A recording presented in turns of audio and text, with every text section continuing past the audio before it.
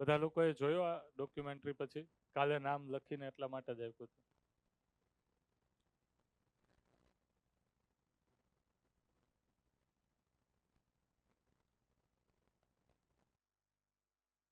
Homework કરીને આવ્યા બધા લોકો?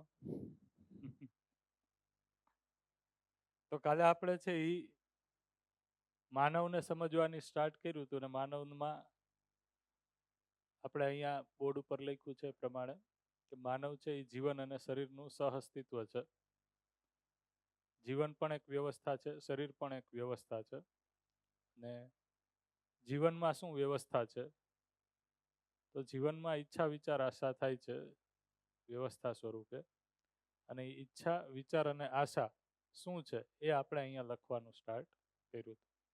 અને કાલે એને આપણે અલગ અલગ ઉદાહરણથી સમજાતા. ઈચ્છા વિચાર આશા શું છે? તો હું તમારા રિવિઝન માટે છે એ એકવાર હું પોતે જ છે એ બોલી જાઉં છું કે કાલે આપણે શું જોયું હતું. પછી તમારે તમારું દ્રષ્ટાંત, ઉદાહરણ, એક્ઝામ્પલ આપીને સમજાવવાની ટ્રાય કરવાની છે કે આમાં તમને શું સમજાણું. કે પછી તમારામાંથી કોઈ પહેલા બોલી શકે એમ છે? શું લાગે? તો પહેલા તમને ચાન્સ આપીએ. તમને આમાં જે સમજાણું હોય એને તમે તમારા શબ્દોમાં. કે રિવિઝનની જરૂર પડશે? હે? એકવાર હું કરી જાઉં, બરોબર? પછી તમારામાંથી કોઈને બોલવાનું છે. તો આપણે વાતની જે શરૂઆત કરી અહીંયાથી કરી કે માનવ છે એ જીવન અને શરીરનું સહઅસ્તિત્વ છે. તો જીવન એટલે ખરેખર જેને હું પણ સિમ્પલ શબ્દોમાં કહું છું એ શું છે? તો જીવન એટલે છે એ જરૂરિયાત સ્વરૂપે નિરંતર સુખ, સન્માન, વિશ્વાસ એવી ભાવની અપેક્ષા સાથે અને ક્રિયા સ્વરૂપે ઈચ્છા, વિચાર અને આશા સ્વરૂપે છે એ બનેલું છે. તો આ ઈચ્છા વિચાર આશા શું છે એને આપણે અહીંયા સમજવાનું સ્ટાર્ટ કર્યું.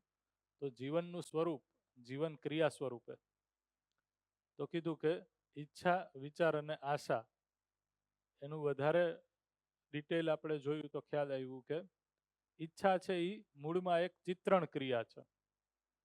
જેમ કે હું જ્યારે એમ બોલું છું કે સફરજન, તો એ શબ્દ જેવો તમે સાંભળો છો એવું તમારા જીવનની અંદર, આ જે જીવન છે એ જીવનની અંદર લાલ કલરનું સફરજન છે એ ડ્રો થાય છે, દોરાય છે, ચિત્ર બને છે. જેવું સફરજન તમે અત્યાર સુધી જોયું હોય એનું ચિત્ર અહીંયા બને. તો આ ચિત્રણ ક્રિયા છે જેને આપણે ઈચ્છા કહીએ છીએ. પછી એવી જ રીતના છે વિચાર ક્રિયા એટલે શું? તો કે વિચાર એટલે તુલન અને વિશ્લેષણ ક્રિયા છે. તો તુલન અને વિશ્લેષણ ક્રિયામાં છે એ શું થાય? તો તુલનમાં છે એ અલગ અલગ વસ્તુઓને ત્રાજવામાં જેમ આપણે તોલતા હોય એમ તોલવામાં આવે. ઓપ્શન અહીંયા આપણને મળે, બરાબર? જેમ કે અહીંયા મેં કીધું કે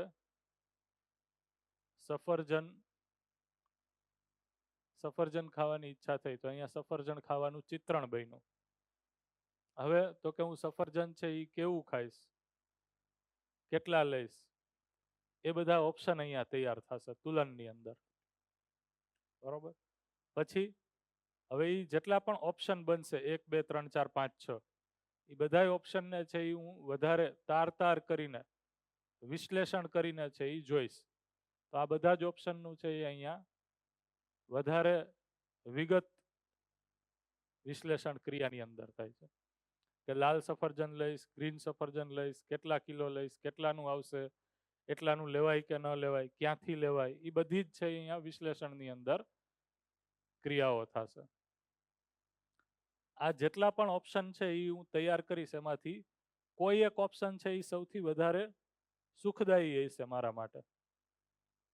જેમ કે અહીંયા બધા ઓપ્શનમાંથી એક ઓપ્શન એવો આવ્યો કે આ જગ્યાએથી આટલાનું કિલો સફરજન છે ને XYZ, એ સફરજન છે એ મારા માટે યોગ્ય છે. તો હું એ મારી સાથે સુખના અર્થમાં મેચ થઈ ગયું. આસ્વાદનની અંદર આસ્વાદન ક્રિયા છે એ આશાની અંદર છે, એની અંદર ઓલરેડી સુખનું આસ્વાદન મિનિમમ બનેલું જ હોય છે. જે પણ વસ્તુ મેં સુખદાયી માનેલી છે, સમજેલી છે, એનું આસ્વાદન, ટેસ્ટ, રુચિ એ બનેલી રહે છે. આમાંથી કોઈ ઓપ્શન એની સાથે સૌથી વધારે જે મેચ થતો હોય એ ઓપ્શન અહીંયા મેચ થાય પછી ચયન ક્રિયા, પસંદગી ક્રિયા છે એ આશાની અંદર બને છે કે ઓકે હવે આ રીતનું સફરજન છે એ હું પહેલી કોઈ XYZ જગ્યાએથી લઈ લઈશ. તો અહીંયા સુધીની જે આ ક્રિયા થઈ એમાં આશાની અંદર અહીંયા છે એ કોઈ નિર્ણય થયો, પસંદગી થઈ કે હવે હું અહીંયા છે એ ચિત્રણ થયું હતું, ઈચ્છા થઈ હતી કે હું સફરજન ખાઈશ, લઈશ. અહીંયા છે એ ક્યાંથી, કેવી રીતના, ક્યારે લઈશ એના માટેનો નિર્ણય થઈ જશે. હવે જો એ નિર્ણયમાં એવો સમય આવશે કે અત્યારે જ લેવાનો છે, તો હું શું કરીશ? તો હું આ જીવન છે એ શરીરને, બ્રેઇન, મગજ દ્વારા આજ્ઞા આપશે, નિર્ણય દેશે. શરીરને કહેશે કે ચાલ એમ, તો પગ હાલશે. અને જે પણ વાહન હોય વાહન લઈને, પગે ચાલીને જે રીતના આપણે જવું હોય એ રીતના જવા માટે એને કહેશે અને વસ્તુ લઈ આવશે. તો અહીંયાથી નીચેની જે વાત આખી છે, જે આ ગ્રીન ખાનામાં લખી છે, એ શરીર દ્વારા થાય છે. અહીંયાથી ઉપરની જે છે એ જીવનમાં થાય છે. આ રીતના છે એ જીવનની અંદર આ કોઈ પણ તમે નિર્ણય લ્યો છો તો એ નિર્ણય છે એ જીવનમાં કઈ રીતના લેવાય છે, ચિત્રણ કઈ રીતના થાય છે, તુલન બોર્ડ જ રાખો થોડીક વાર, વિશ્લેષણ કઈ રીતના થાય છે, આસ્વાદન કઈ રીતના થાય છે, ચયન એટલે કે પસંદગી કઈ રીતના થાય છે એ સમજાય છે. બરોબર. હવે તમારે તમારા ઉદાહરણથી છે એ આ વસ્તુ સમજાવવાની છે. બરોબર. કાલે આપણે હોમવર્ક બધાને આપેલું હતું, તો હમણાં જે થોડીક વાર પહેલા આવ્યા એ લોકોને ખાલી ખ્યાલ આવે એટલા માટે કે પહેલા મેં છે એ એક ઉદાહરણ આપી અને સમજાવવાની ટ્રાય કરી કે આ જીવન ક્રિયા અલ્ટિમેટલી શું છે. હવે તમે તમારા ઉદાહરણથી સમજાવો. કોઈ પણ ક્રિયા કે ઘટનામાં જીવન ક્રિયા તમારી અંદર કઈ રીતના ચાલે છે, શું ચિત્રણ થાય છે, શું તુલન થાય છે, તુલનનું શું વિશ્લેષણ થાય છે, વિશ્લેષણ પછી આસ્વાદન શું થાય છે, ચયન શું થાય છે, એ વસ્તુ છે એ તમારે કહેવાની છે. તો ચાલો, કોણ કહેશે? આજે આપણે આ ટોપિક પૂરો થાય પછી માનવમાં વ્યવસ્થા પૂરી થાય પછી પરિવારમાં વ્યવસ્થા છે એ સ્ટાર્ટ કરવાની છે. હા, જે પણ લોકોને આન્સર આપવો એ હાથ ઊંચો કરે એટલે માઇક છે એ તમારા સુધી પહોંચાડી દેશે સર. ચાલો, કોણ કહેશે? આજે તો બોલવું પડશે તમારે. હવે તો 6 દિવસ થઈ ગયા શિબિરના. હવે તો કોઈ અજાણ્યા નથી એકબીજાથી. ચાલો.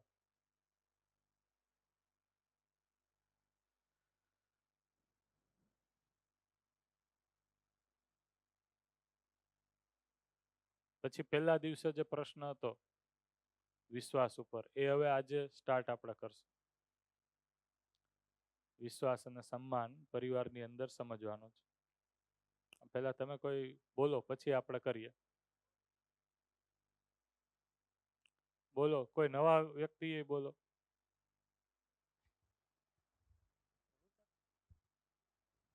નમસ્કાર. નમસ્કાર. હવે જીવનનું સ્વરૂપ અને જીવન ક્રિયા. હવે કાલે આપણો ટોપિક એવો મસ્ત ઈચ્છા, વિચાર અને આશા, જે ટોપિકમાં બધા દિવસ કરતી પણ વધારે આનંદ એવું જે પણ શિબિરમાં લોકો બેઠા હતા એમને વધારે આનંદ લાગ્યો. અને કાલનો ટોપિક એક મહત્વપૂર્ણ હતો. હવે હું મારી ભાષામાં વાત કરું સાહેબ, તો ઈચ્છા એટલે કે મારી જે પરિભ્રમણ જે ક્રિયાઓ થઈ છે, જે મારા મનના વિચારો જે થઈ રહ્યા છે, કે મારો બાળક હજી તો 5મા અને 3જા ધોરણમાં ભણે છે, રાઈટ, પણ મારા અત્યારથી એની ઈચ્છા કે મારે શું એને બનાવવું છે, શું કારકિર્દી બનાવવી છે, તો મેં મારો એક જ ગોલ પ્રાપ્ત કર્યો છે. ભલે પછી કુદરત સપોર્ટ કરે, અને પણ ગોલ તો નિશ્ચિત જ છે કે ઇન્ડિયન પોલીસ સર્વિસ એટલે કે IPS. બરોબર. એવું ચિત્ર મને મેં સ્પષ્ટ કરી દીધું છે. બરોબર છે, રાઈટ. તો એના માટે મારે સારી વિચારથી કોઈ પણ સ્કૂલના અંદર હમ સારો અભ્યાસ થાય હમ અને એના લગતું અભ્યાસ પ્રાપ્ત કરવો પડશે. જેમ કે દાખલા તરીકે હું સુવિધા, તો સુવિધાઓના પાછળ દોડીશ, પણ અમુક જગ્યાએ જ્યાં સુવિધા હોય છે ત્યાં અમુક શિક્ષણ પણ એવું પ્રાપ્ત નથી થતું હોતું, બરોબર. હમ તો એના માટે 12 પાસ, એના પછી ગ્રેજ્યુએટ, અને ગ્રેજ્યુએટમાં કોમર્સ, આર્ટ્સ, બરોબર, અને સાયન્સ. તો એના માટેનો કયો વિશેષ છે? તો હું મારા બાળક માટે એના મહત્વ માટે એક વિશ્લેષણ વિષય પ્રાપ્ત કરીશ કે ઇતિહાસ, હમ બરોબર. તો ઇતિહાસ એનો મહત્વનો લાગશે અને એનાથી આ બધું નક્કી કરીને પછી મારી એક આશા સ્પષ્ટ લોકો દ્વારા હું પણ ક્વેશ્ચન પ્રશ્નો પૂછી કે ભાઈ આના માટે મારા છોકરાને એક આઈપીએસ બનવું છે, તો એના માટેનું કઈ રીતની કારકિર્દી સેમિનાર હોય. તો શિક્ષકો જોડે પણ હું આજે શીખી રહ્યો છું, ફિલ્મ દ્વારા પણ, અને અન્ય પણ જે માહિતી હું લઈ રહ્યો છું, તો એના અંદરથી મને અમુક લોકોનું એવું ટેસ્ટ મળ્યો છે, બરોબર. અને એમાંથી મેં પસંદ કર્યું છે કે ભાઈ એના માટે દિલ્હીના અંદર જીપીએસ ક્લાસ ચાલે છે, હમ અને જો દિલ્હીના અંદર જીપીએસ ક્લાસ કરીને પાસ થશે તો ચોક્કસ પડે તમારો દીકરો આઈપીએસ હશે. આવું મારું તટસ્થપણે નિર્ણય નક્કી કર્યો છે. તો બરાબર ઈચ્છા, વિચાર અને આશાનું તુલન વિશ્લેષણ હું આ રીતના મારા શબ્દોમાં સમજ આપું છું. બરાબર બરાબર. ઓકે, સરસ, વેરી ગુડ, બહુ સરસ, ગુડ, રાઈટ. કપડું આપજો ને એક વધારાનું, તમે ઇંક ધોરાણી. બીજા કોઈ? ઓકે, હમણે જે વાત કરી એ રીતના તમે કોઈ તમારી જે પણ રોજિંદી ક્રિયા કરો છો એમાં તમારી અંદર આ જીવન ક્રિયા ચાલે જ છે, એને કઈ રીતના તમે જોઈ શકો છો એ કયો છો.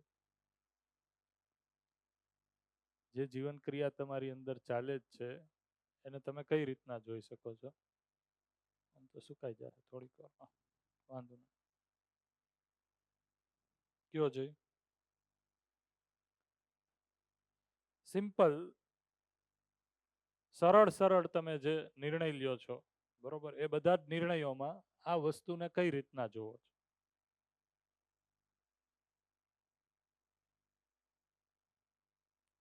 કયો જય, ચાલો, કોણ બોલશે?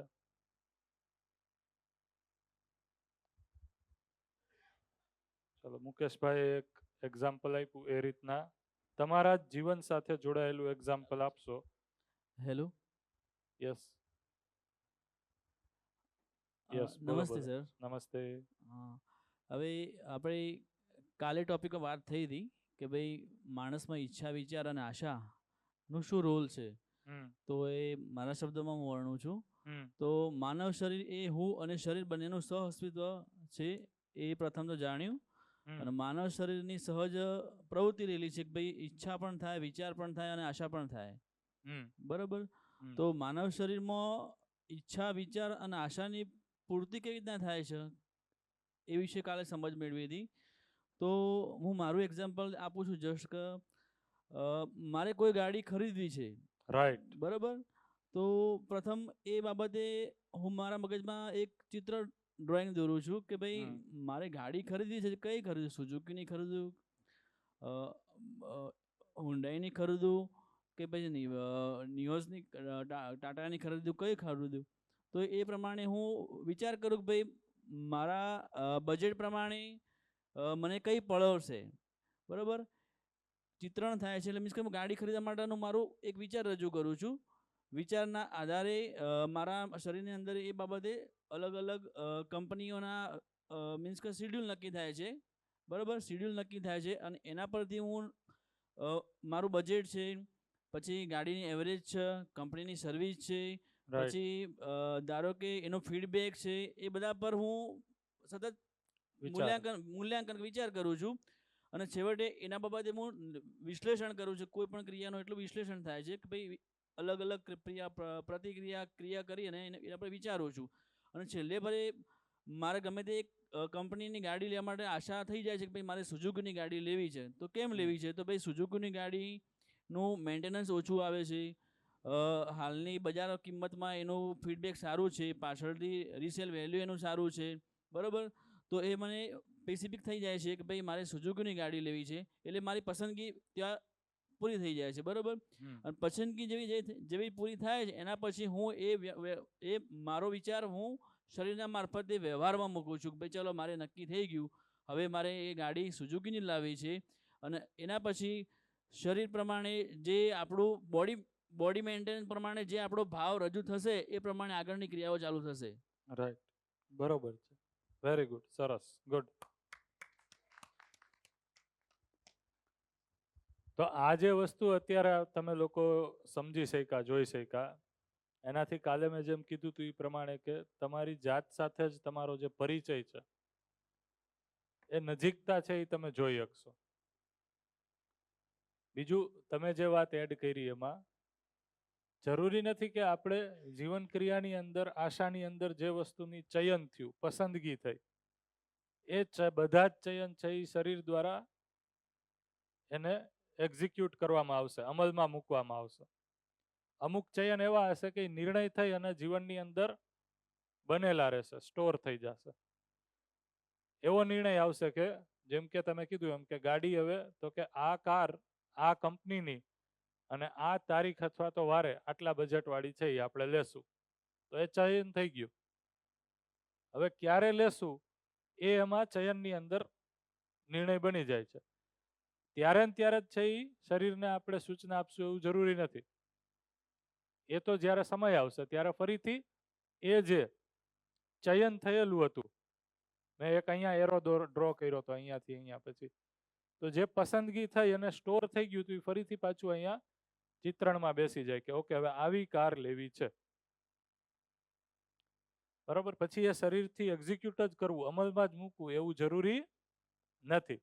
અમુક એવું કરશું, જેમ કે તમને અચાનક છે અહીંયા બેઠા છો અને બેઠા બેઠા છે એ પાણી પીવાની ઈચ્છા થઈ, તો પાણી પીવાની ઈચ્છા થઈ એટલે પહેલા પાણીનું ચિત્રણ બનશે, પછી એના ઉપર તુલન થશે, ઓકે પાણી અત્યારે પીવા જવાય કે ન જવાય, શિબિર ચાલુ છે, વચ્ચેથી ઊભો થઈશ તો કેવું લાગશે, આજુબાજુવાળા બધા માણસો મને જોશે તો મને શરમ આવશે, આવું બધું થતું હોય ને અંદર, તો આ બધું તુલન અને વિશ્લેષણ થશે.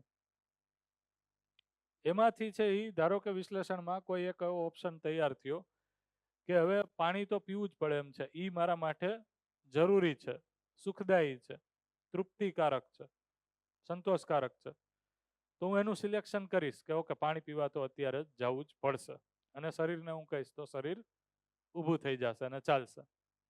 અહીંયાથી તમે કહેશો તો ચાલશે, નહીં કયો તો નહીં ચાલે. શરીરમાં કાંઈ આપમેળે થશે નહીં. તમે અત્યારે બેઠા છો, જો તમે ધ્યાન દેવાનું સ્ટાર્ટ કરશો તો તમારા જીવનની અંદર તમે જે રીતના બેઠા છો એ બેસવાની જે રીત છે એમાં પણ જોશો તો 2 મિનિટે, 5 મિનિટે, 10 મિનિટે પરિવર્તન આવે છે. ઘડીક થાય તો આપણે આમ પગ કરીએ, ઘડીક થાય તો આમ કરીએ, ઘડીક થાય તો આમ ઢીલા થઈ જાય, ઘડીક થાય તો કે નહીં હવે આમ હરખાએ બેસવું પડશે. તો ધ્યાન ન હોય ત્યારે આપણને એમ લાગે છે કે આ તો એમને ઓટોમેટિક થાય છે, એમાં હું કાંઈ વિચારતો નથી, પણ એની અંદર આ બધી જ ક્રિયાઓ થાય છે. પણ આ ક્રિયાઓમાં આપણે એટલા અભ્યાસરત થઈ ગયા છીએ, અભ્યસ્ત થઈ ગયા છે કે આપણું ધ્યાન નથી. ધ્યાન દેવડાવવા માટે તરત જ ખબર પડે, જો અત્યારે તમને હુકમ આપવામાં આવે કે હવે તમે બધા લોકો ઢટાર બેસી જાઓ અને આમ અડો વાળી અને આમ સીધા જ બેસજો, નજર છે આમ સામે જોવી જોઈએ, કેમેરા ચાલુ છે, કોઈ સેજય હલશે સીધો દંડ ફટકારવામાં આવશે. જો એ તમને કહેવામાં આવે પછી જોવો તમને ખ્યાલ આવશે કે આ બધુંય જે શરીરના સ્થિતિ બદલાવાનો નિર્ણય છે એ અંદર બને છે કે નહીં. તો થોડીક વાર થશે ત્યાં તરત જ આપણને અકળામણ થશે કે આમને આમ તો બેસાતું નથી. ત્યારે ધ્યાન જશે કે આ નિર્ણય હું લઉં જ છું, પણ એ નિર્ણય લેવા પાછળ આ બધી ક્રિયાઓમાં મારું ધ્યાન નથી, એટલા માટે મને એમ લાગે છે કે એમનેમ થાય છે. એવું જ છે એ તમે ધારો કે નવી નવી સાયકલ ચલાવતા જ્યારે શીખા હોય એ સમય યાદ કરો. યાદ કર્યો બધાએ? જ્યારે નવી નવી શીખીએ ત્યારે આપણું એ સાયકલના સ્ટીયરિંગ, હેન્ડલ ઉપર, પેન્ડલ ઉપર, આજુબાજુ રોડ રસ્તામાં કોણ ચાલે છે એની ઉપર, આપણી જીવન ક્રિયાઓમાં બધી જ ઘટનાઓ ચાલુ હોય, પણ જેવા એમાં આપણે અભ્યાસરત થઈ જાય છીએ, આવડી જાય છે આપણને, માની લો અઠવાડિયા પછી, મહિના દિવસ પછી, પછી ઓટોમેટિક થતું એવું લાગે. પછી કોઈ તમને પૂછે તો એમ થાય કે તમે તો ક્યારે સાયકલ ચલાવવાનું સ્ટાર્ટ કર્યું, પેન્ડલ માર્યું અને ઘરથી બહાર નીકળીને અહીંયા સ્કૂલે પહોંચી ગયા, એ તમને ખબર નથી. રોડ રસ્તો તમને છે એ એના અભ્યાસમાં આવી ગયા છે. એવી જ રીતના ધારો કે બહેનો છે એ કોઈ કામ કરતા હોય ઘરનું, જેમ કે ચા બનાવે, તો પહેલી વાર જ્યારે બનાવતા શીખે ત્યારે કેટલા પ્રમાણમાં ભૂકી, દૂધ, ખાંડ, કેટલી વાર પકાવવું, આ બધી વસ્તુનું કેટલું ધ્યાન રાખવું પડે.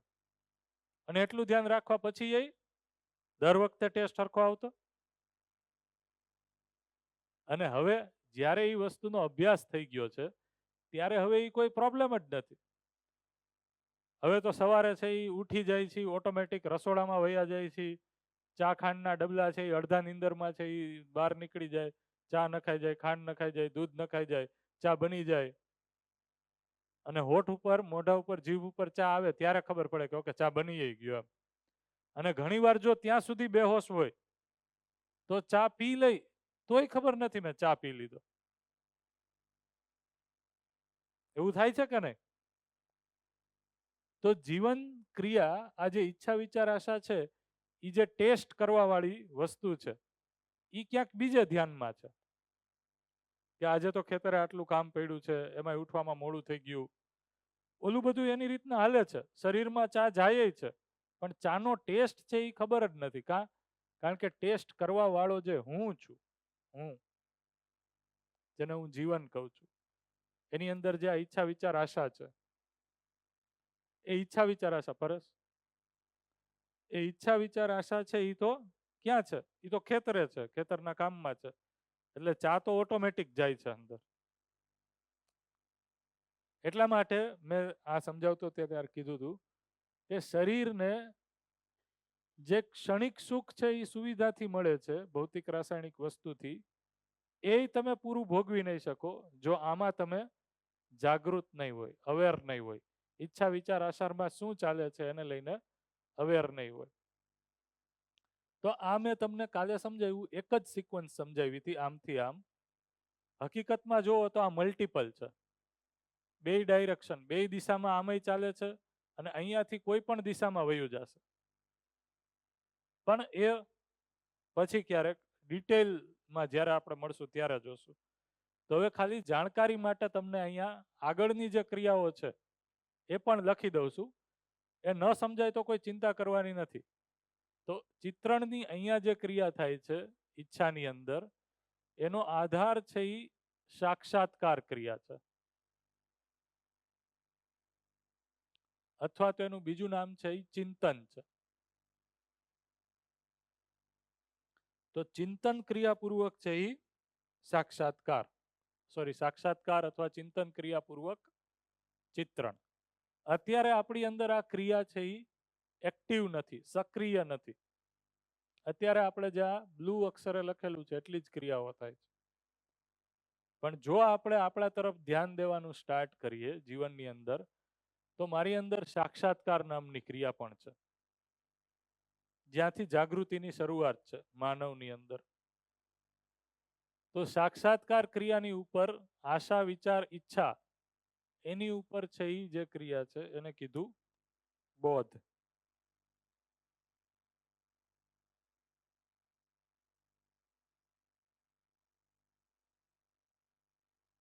બોધ.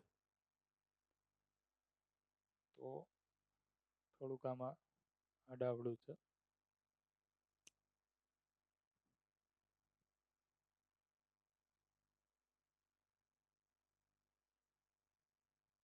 અહીંયા આવશે બુદ્ધિ અને અહીંયા આવશે આત્મા. તો આશા વિચાર ઈચ્છા બુદ્ધિ આત્મા, આ પાંચ ક્રિયા છે એ જીવનની અંદર થાય છે. હવે એની પેટા ક્રિયાઓ શું છે? તો કે બુદ્ધિની અંદર બોધ અને સંકલ્પ થાય છે, અને આત્માની અંદર અનુભવ અને જે અનુભવ થાય એનું પ્રમાણ થાય છે. આ રીતના આટલી ક્રિયા છે એ જીવનની અંદર થાય છે. આ જીવનની ઉચ્ચતમ સ્થિતિ છે, સર્વોત્કૃષ્ટ સ્થિતિ છે. તો અલ્ટિમેટલી આપણી અંદર છે એ, જેને આપણે, એટલા માટે મેં કીધું હતું કે અહીંયા જ્યારે હું જીવન કહું છું તો તમે ચેતના, ચૈતન્ય, આત્મા એવું કાંઈ સમજતા નહીં, કારણ કે અહીંયા અલગ વસ્તુ કહેવામાં આવે છે. જીવન એટલે શું છે તો કે એની અંદર આત્મા એક ભાગ છે. તો આત્મા, બુદ્ધિ, ઈચ્છા, વિચાર અને આશા, આ 5 વસ્તુ છે એ જીવનની અંદર છે. એમાં ઈચ્છાની અંદર સાક્ષાત્કાર, ચિંતન, બુદ્ધિની અંદર બોધ, સંકલ્પ, આત્માની અંદર અનુભવ, પ્રમાણ. તો અનુભવમાં છે એ શું થાય છે તો કે સમગ્ર અસ્તિત્વ શું છે એનો અનુભવ થાય છે. એ અસ્તિત્વ કેટલું છે સમજાય છે, બરોબર. એટલે એ અનુભવ પૂર્વક એની પ્રમાણ ક્રિયા છે એ ગતિમાં આવે છે, અને પ્રમાણપૂર્વક મને બોધ થાય છે. બોધપૂર્વક છે એ હું સંકલ્પિત થાઉં છું. જે અસ્તિત્વ મને હવે સમજાણું છે એ અસ્તિત્વના સ્વરૂપપૂર્વક જીવવા માટે હું સંકલ્પિત થાઉં છું. એ સંકલ્પપૂર્વક છે એ ચિંતન, ચિંતનપૂર્વક ચિત્રણ, પૂર્વક તુલન, વિશ્લેષણ, આસ્વાદન, ચયન અને શરીર દ્વારા એનું અમલીકરણ. આ રીતના થાય છે. તો આને છે એ, આ જે સ્થિતિ કીધી આત્મા સુધીની સ્થિતિમાં આપણી ક્રિયાઓ સક્રિય થવી, એને જાગૃતિ કીધી. તો અત્યારે છે એ આપણે અજાગૃત સ્થિતિમાં છીએ. એની અંદર આટલી જ ક્રિયાઓ ચાલે છે, જે આ કીધું છે એ બ્લુ. આ ઉપર જે કાળા અક્ષરે લખ્યું છે અત્યારે, એ ક્રિયા આપણી અંદર બંધ છે. તો ક્યારેક આપણે જ્યારે ડિટેલમાં 7 દિવસ જોશું ત્યારે આ વસ્તુનું ડિટેલિંગ થશે. ખાલી એક આખો દિવસ ફૂલ ડે શિબિર હોય એમાં ખાલી આ જીવન ક્રિયા જ ચર્ચા થતી હોય છે. એટલે આશરે છે 8 થી 10 કલાક જીવન ક્રિયા ઉપર ચર્ચા થતી હોય, એટલું ડિટેલમાં, વિગતમાં આખે આખું છે, બરોબર. તો આપણી જે શક્તિ છે એ શક્તિ અહીંયા સુધી છે, અને જે આપણને નિરંતર સુખ નથી અત્યારે, એનું રીઝન એ જ છે કે અહીંયા સુધી આપણી ક્રિયામાં સક્રિયતા નથી. તો અધ્યયનપૂર્વક છે એ ધીમે ધીમે આ દરવાજો અહીંયાથી ખુલે છે, ચિત્રણથી પછી અહીંયા સાક્ષાત્કાર, પછી આ બોધ, પછી અનુભવ, એ રીતના ક્રિયા થાય છે. તો અહીંયા સુધી છે એ માનવની અંદર વ્યવસ્થાનું સ્વરૂપ શું છે એ આપણે ચર્ચા કરવાની હતી. હવે જ્યારે મને આટલું સમજાય છે કે માનવ એટલે ખરેખર હું શું છું, તો હવે નેક્સ્ટ છે એ આ સમજણપૂર્વક પરિવારમાં કઈ રીતના જીવવું એ વસ્તુ ક્લિયર થાય છે. આ સમજણપૂર્વક પરિવારમાં કઈ રીતના જીવવું એ વસ્તુ ક્લિયર થાય છે. એટલે પરિવારમાં શું વ્યવસ્થા છે એ વસ્તુ હવે હું સમજવા માટે તૈયાર થાઉં છું. તો હું અમુક વસ્તુ અહીંયા લખું છું, બાકીની વસ્તુ છે એ આપણે અહીંયા બોર્ડ ઉપર ભૂસીને ત્યાં પણ લખશું. તો જે 4 સ્તરની વ્યવસ્થા હતી એમાંથી પરિવારમાં વ્યવસ્થા શું છે એ વસ્તુ હવે આપણે સમજવાની સ્ટાર્ટ કરીએ. તો પરિવાર આપણે કોને કહીએ છીએ? તો પરિવાર એટલે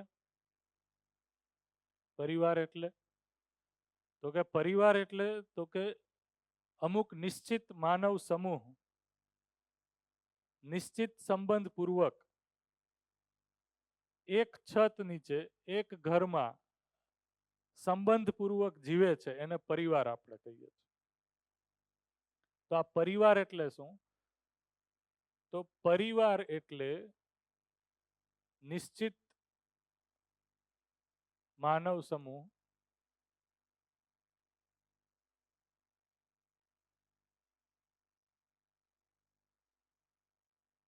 સંબંધપૂર્વક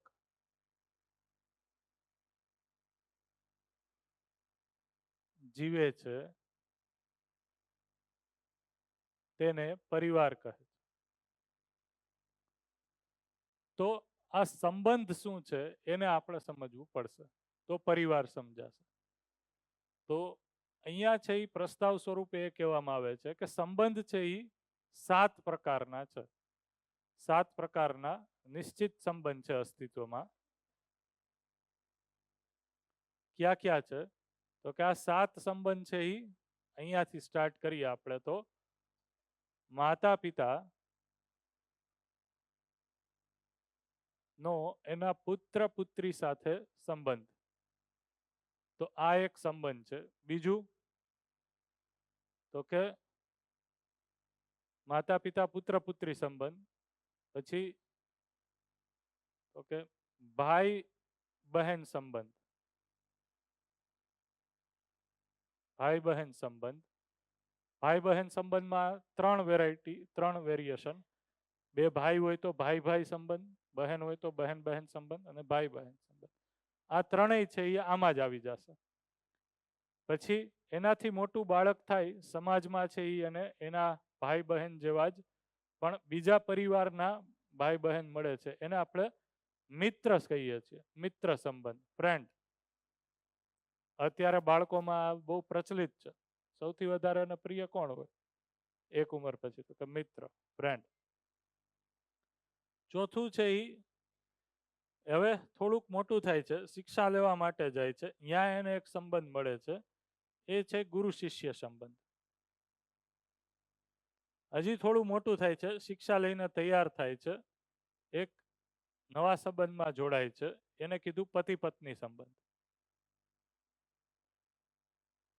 આ જ બાળક છે એ જ્યારે ભણી ગણી અને પગભર થાય છે ત્યારે કોઈ કાર્યમાં જોડાય છે, એમાં જે માણસો સાથે એ કામ કરે છે અને અલગ અલગ માણસોનો સહયોગ લ્યો છે તો એને કહેવાય સાથી સહયોગી સંબંધ. સાથી સહયોગી સંબંધ. જેમ કે તમે કોઈ વ્યવસાય કરો છો તો વ્યવસાયમાં કોઈ પણ માણસની સાથે તમારો સંબંધ શેનો છે? નોકર માલિકનો સંબંધ છે? તો કે ના, સાથી સહયોગીનો સંબંધ છે. અત્યારે છે એ આપણે એને નોકર માલિક જ કહીએ છીએ, પણ ખરેખર અસ્તિત્વગત જે 7 સંબંધો છે એમાં કોઈ નોકર કે માલિક નથી. કારણ કે માલિક તો થવું ગમે છે પણ એની નીચે નોકર છે એ સ્વીકાર નથી થતો. તો એ શું કામ કોઈને સ્વીકાર નથી થતો? કારણ કે એ સહજ નથી. સાથી સહયોગી સંબંધ છે એ સહજ છે. તો સાથી સહયોગી સંબંધ આપણે ડિટેલમાં પછી ક્યારેક જોશું. અત્યારે ખાલી હું તમને ઇન્ટ્રોડક્શન જ આપું છું. અને 7મો સંબંધ છે, ટોટલ 7 સંબંધ કીધા એમાંથી, એ છે વ્યવસ્થા સંબંધ. એને ક્યારેક વ્યવસ્થા અને સમગ્ર વ્યવસ્થા વચ્ચે સંબંધ એ પણ કહેવામાં આવે છે. તો વ્યવસ્થા સમગ્ર વ્યવસ્થા સંબંધ એટલે શું? તો કે જો તમે અસ્તિત્વમાં જોવો તો કોઈ પણ એકમ છે, જેમ કે આપણું શરીર છે એ એક એકમ છે, તો એ એક વ્યવસ્થા છે જે ઘણી બધી નાની નાની વ્યવસ્થાથી બનેલું છે. જેમ કે શરીરની અંદર કિડની નામની વ્યવસ્થા છે, એ એનાથી મોટી વ્યવસ્થામાં એટલે કે શરીરમાં છે એ ભાગીદારી કરી અને સમગ્ર શરીર નામની મોટી વ્યવસ્થાને ચલાવે છે. તો આ પણ વ્યવસ્થા સમગ્ર વ્યવસ્થા સંબંધ છે. જેમ કે શરીરમાં હૃદય એ એક વ્યવસ્થા છે. હૃદય નામની વ્યવસ્થા બીજા અંગ અવયવો સાથે છે એ કોર્ડિનેશન કરી, સિંક્રોનાઇઝેશન કરી, તાલમેલ કરી શરીરના બધા અંગ અવયવોને રક્ત, લોહી પૂરું પાડી શરીરની સમગ્ર વ્યવસ્થાને છે એ ઉપયોગી થાય છે. એવી જ રીતના શાળા છે એ પણ શું છે? એક વ્યવસ્થા છે. એનાથી મોટી વ્યવસ્થા એટલે કે આ સમાજમાં શિક્ષણ પૂરું પાડી પૂરકતાની ભાગીદારી વ્યક્ત કરે છે. તો વ્યવસ્થા સમગ્ર વ્યવસ્થા સંબંધ છે એ શરીરમાં એક નાના અંગ અવયવથી લઈ અને સમગ્ર બ્રહ્માંડ સુધી ફેલાયેલો છે. જેમ કે આ ધરતી એક વ્યવસ્થા છે. પૃથ્વી છે, ધરતી છે, એ શેનો એક નાનકડો પાર્ટ છે? હે? અવકાશ, આકાશ, સૌરમંડળ, સૂર્યમંડળ જેને કહીએ, એમાં 9 ગ્રહ છે એવું આપણે કહીએ છીએ. તો એ એનાથી મોટી વ્યવસ્થા છે, એને સમગ્ર વ્યવસ્થા કીધું. તો પૃથ્વી જે રીતના છે એ સૂર્યની આજુબાજુ ફરે છે, એ સૂર્યની જે 9 ગ્રહની વ્યવસ્થા છે એમાં ભાગીદાર છે. ક્યાંય એવું નથી થતું કે સૂર્યની ફરતે પૃથ્વી ફરતા ફરતા 9માંથી એકેય ગ્રહ સાથે ભટકાઈ જાય છે. ફટકાય છે? તો એ એકબીજાને પૂરક છે, ઉપયોગી છે, એ રીતના વ્યવસ્થા છે. એવી જ રીતના આ આખું સૌરમંડળ છે એ પણ જ્યારે એનાથી વિશાળ ફલક ઉપર જોવો તો એક નાનકડી અમથી વ્યવસ્થા છે. એ કોનો પાર્ટ છે? એ કોનો પાર્ટ છે? તો એ કોનો પાર્ટ છે? તો કે આકાશ ગંગા એનો એક નાનકડો પાર્ટ છે. તો આકાશ ગંગા એનાથી મોટી વ્યવસ્થા છે. એના કમ્પેરમાં સૂર્યમંડળ આખું છે એ આપણે એમ કેવું હોય તો કહી શકાય કે આ આખો રૂમ છે, હોલ, એમાં એક નાનકડો અહીંયા ચોખાનો દાણો પડ્યો છે એવડું છે. તો આ સમગ્ર વ્યવસ્થા છે. એ પણ એમાં એવી રીતના ભાગીદાર છે કે અહીંયા કોઈ જગ્યાએ અવ્યવસ્થા નથી. તો આ વ્યવસ્થા સમગ્ર વ્યવસ્થા સંબંધ છે. અસ્તિત્વ સમગ્રમાં આ સ્થાપિત છે. તો આ 7 પ્રકારના સંબંધ છે એને આપણે આ રીતના જોઈ શકીએ. આ ખાલી તમને ઉપરથી જ વાત કરી છે, ડિટેલમાં આ છે ચર્ચા આપણે નથી થઈ અત્યારે. જ્યારે તમે 7 દિવસની શિબિર કરો ત્યારે આની ઉપર ડિટેલમાં ચર્ચા થાય. 7 દિવસની ફૂલ ડે શિબિર કર્યા પછી એક અધ્યયન બિંદુ શિબિર આવે, જીવન વિદ્યા પરિચય શિબિર, એ પહેલો ભાગ છે. હા, જીવન વિદ્યા પરિચય શિબિર કર્યા પછી હજી જો વિસ્તારથી સમજવું હોય કે જેમાં આનું વધારે વિસ્તૃતીકરણ, તો એને કહે છે અધ્યયન બિંદુ શિબિર. એની અંદર હજી વિસ્તૃત આવે છે. તો આપણે ફરીથી અહીંયા આવી જાય. આ 7 પ્રકારના સંબંધ છે જે પરિવારમાં જોવા મળે છે. આ બધા જ સંબંધોની વ્યાખ્યા આપણે કઈ રીતના કરી શકીએ કે કઈ રીતના કહી શકીએ કે આ માતા પિતા સંબંધ અને ભાઈ બહેન સંબંધ એ બે અલગ અલગ છે? એ કઈ રીતના ખબર પડે? શેના આધારે તમે કહી શકો કે આ બે સંબંધ અલગ અલગ છે? કયો જય. શું જોઈને સમજીને તમે કયો? બધા લોકો સાંભળે છે ને? અહીંયા જ છો ને બધા? ઓકે, કયો જય. આ બે અલગ અલગ છે એ કઈ રીતના કહી શકાય? અથવા તો આ અને આ અલગ અલગ છે એ કઈ રીતના કહી શકાય? આ બધા એકબીજાથી અલગ છે અને એક જ નથી, એ તમે શેના આધારે કયો છો? સિમ્પલ ભાષામાં એમ કહું કે તમે તમારા જ છોકરાને તમારો છોકરો કેના આધારે કયો છો? ગામના છોકરાને નથી કેમ કહેતા? શેના આધારે કયો છો? કયો છે? શેના આધારે કહીએ છીએ?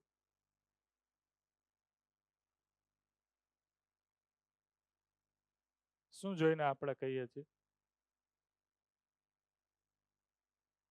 શું જોઈને કહીએ છીએ બેનો?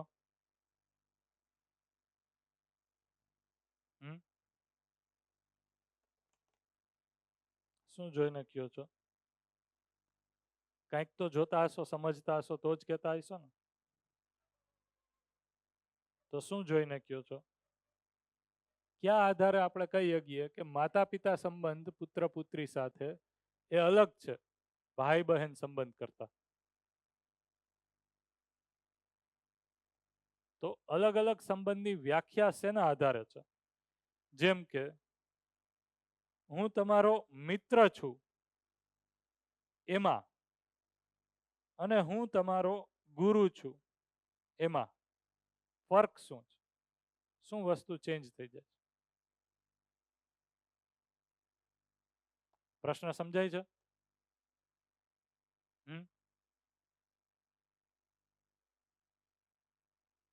કયો જય, કોણ કહેશે? વિચારવાનું મશીન ચાલુ રાખો, જે વિચાર બને એ કયો. શેના આધારે કહી શકો કે બે અલગ અલગ છે?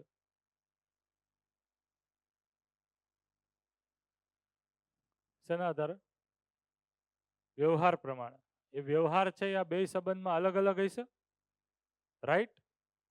અને એ અલગ અલગ હશે એનો આધાર શું છે?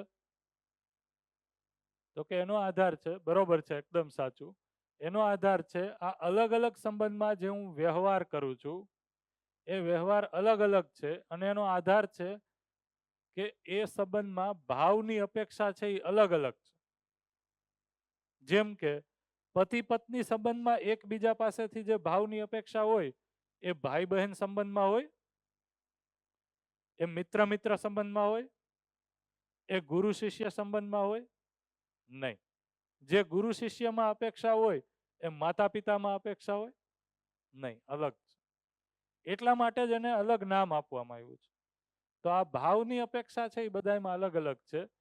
અને આ 7 સંબંધ જેમ નિશ્ચિત છે એમ 9 પ્રકારના ભાવ પણ નિશ્ચિત છે. અથવા તો એને કીધું મૂલ્ય. આ મૂલ્યો પણ છે એ નિશ્ચિત છે. એ ક્યાં ક્યાં છે એ સમજવાનું છે. એના ઉપરથી આપણને પરિવાર સમજાશે. પરિવાર એટલે ખરેખર શું છે, બરોબર? તો આ 9 ભાવ ક્યાં ક્યાં છે આને હવે આપણે એક પછી એક શીખશું, સમજશું, સમજવાની પ્રયાસ કરશું. તો પહેલું સ્ટાર્ટ થાય છે વિશ્વાસથી.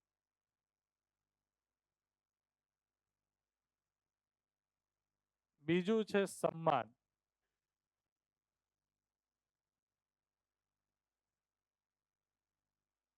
ત્રીજું છે મમતા. ચોથું છે વાત્સલ્ય.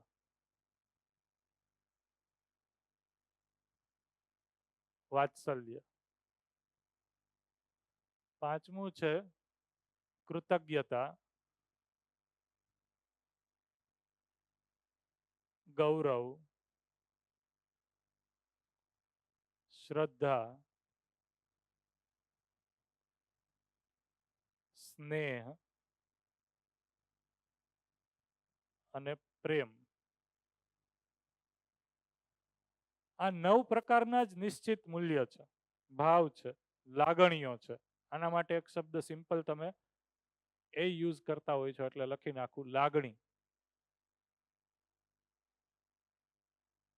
જે લાગણીની અપેક્ષા, હવે ફરીથી પાછું કહું, એક પતિની પત્ની પાસેથી અને પત્નીની પછી પત્ની પાસેથી હોય, એ જ લાગણીની અપેક્ષા અહીંયા ન હોય, એમાં અલગ હોય. એટલા માટે તો એ સંબંધનું નામ અલગ છે. તો હવે આ 9 પ્રકારની લાગણીઓ છે, ભાવ છે, મૂલ્યો છે, એને સમજવાના છે. એ નથી સમજ્યા એટલા માટે તો એ સંબંધોમાં આપણે ખુશહાલીપૂર્વક જીવી શકતા નથી. આ સંબંધમાં આપણે ખુશહાલીપૂર્વક, ખુશ થઈને, મોજથી જીવી શકતા નથી. તો એક પછી એક આ સંબંધમાં મૂલ્યો છે એને શીખવાનું સ્ટાર્ટ કરશું. એમાં આપણે સ્ટાર્ટ કરશું સૌથી પહેલા વિશ્વાસથી.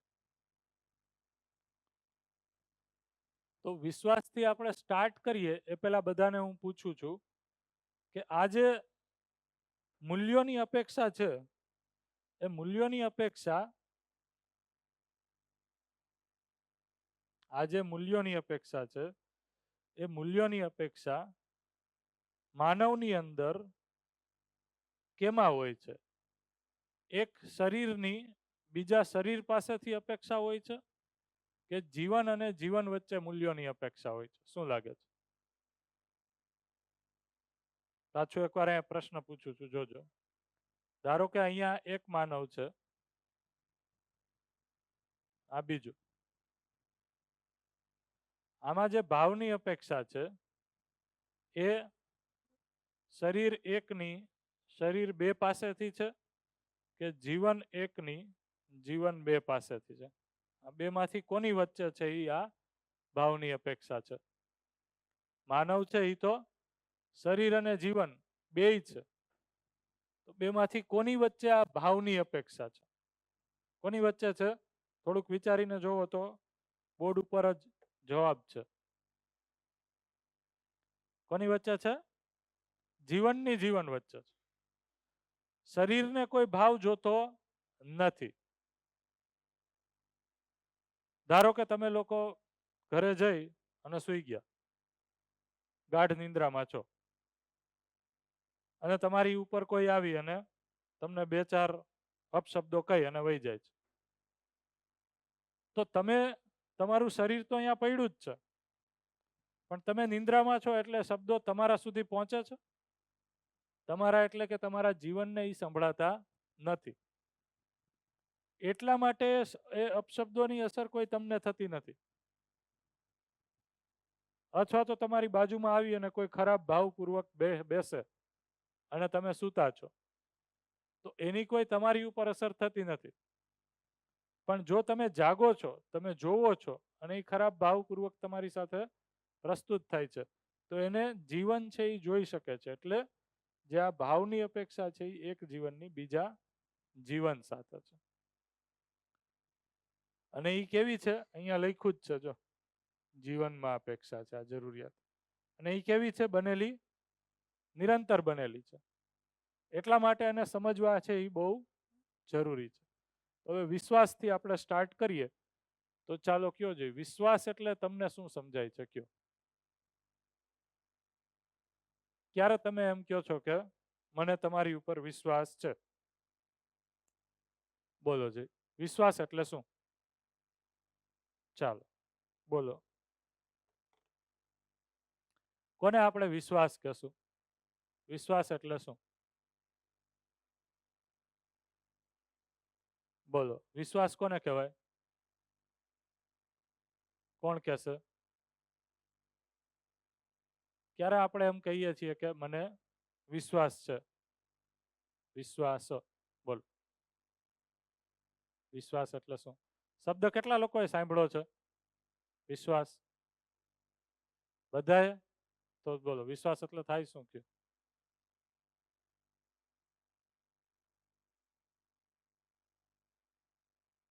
વિશ્વાસ એટલે શું? જેમ કે હું એમ કહું કે આ શું છે? મોબાઈલ છે. હવે એમ કહું મોબાઈલ એટલે શું, તો તમે શું સમજાવો? શું થાય મોબાઈલ એટલે? મોબાઈલ એટલે શું થાય? હે? માઇક આપો, જે માઇક આપો, બોલો. માઇક આપવા વાળું કોઈ છે? ક્યાં છે બધા બીજા? અચ્છા, પાછળ બેનો બેઠા છે.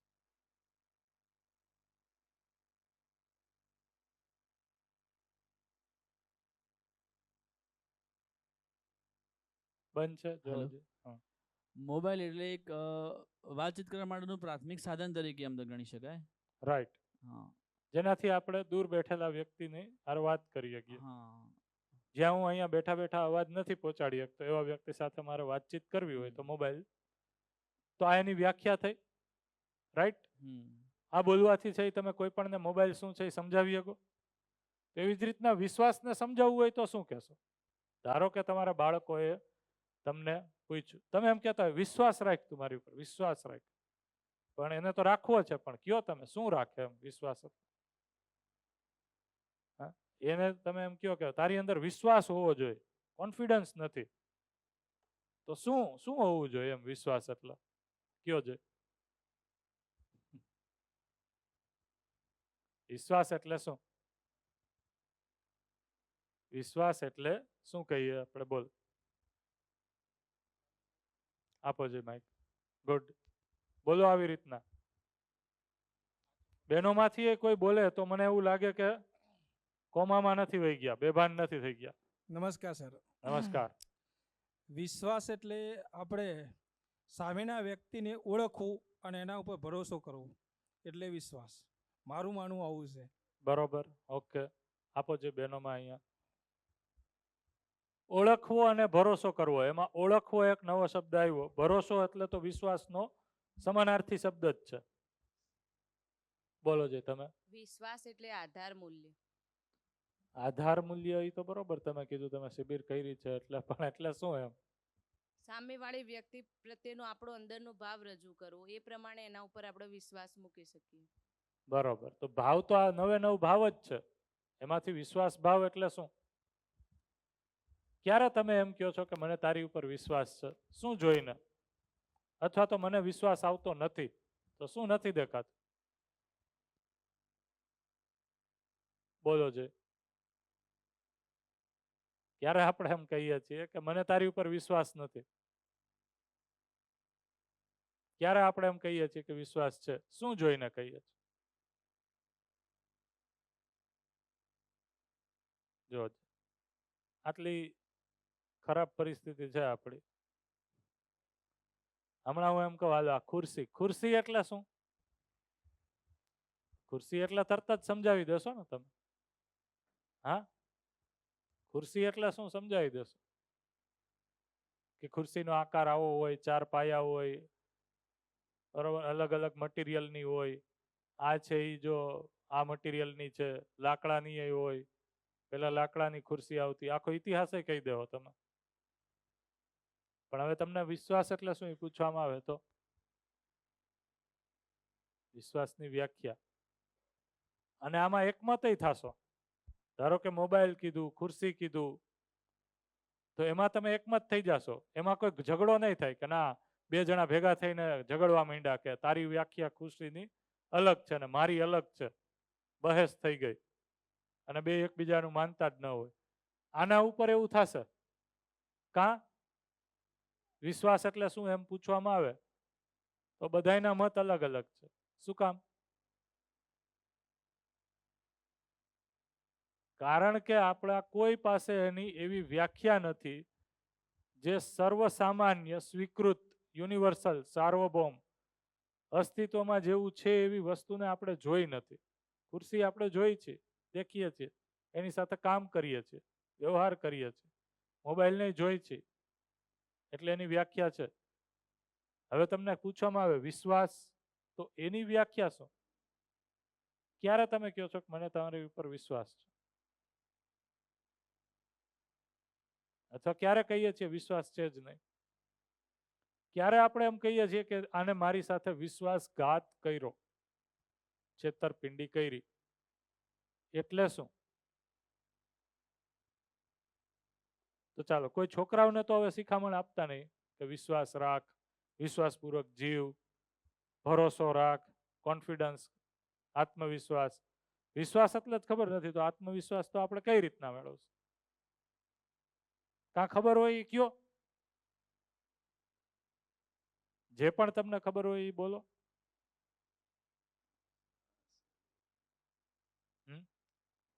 તો મોટા ભાગે છે એ કોઈ પણ જગ્યાએ આપણે આ પ્રશ્ન પૂછીએ તો પરિસ્થિતિ આવી જ છે. વિશ્વાસ એટલે શું? તો કે ભરોસો. સમાનાર્થી શબ્દ છે સમજણના નામે. એકચ્યુઅલમાં વસ્તુ તરીકે શું એ ખ્યાલ નથી. થોડુંક વધારે ભણેલો હોય તો ઇંગ્લિશમાં હજી શબ્દ બોલે ટ્રસ્ટ. વિશ્વાસ એટલે કે ટ્રસ્ટ, તો એ બીજી ભાષાનો શબ્દ છે. એટલે શું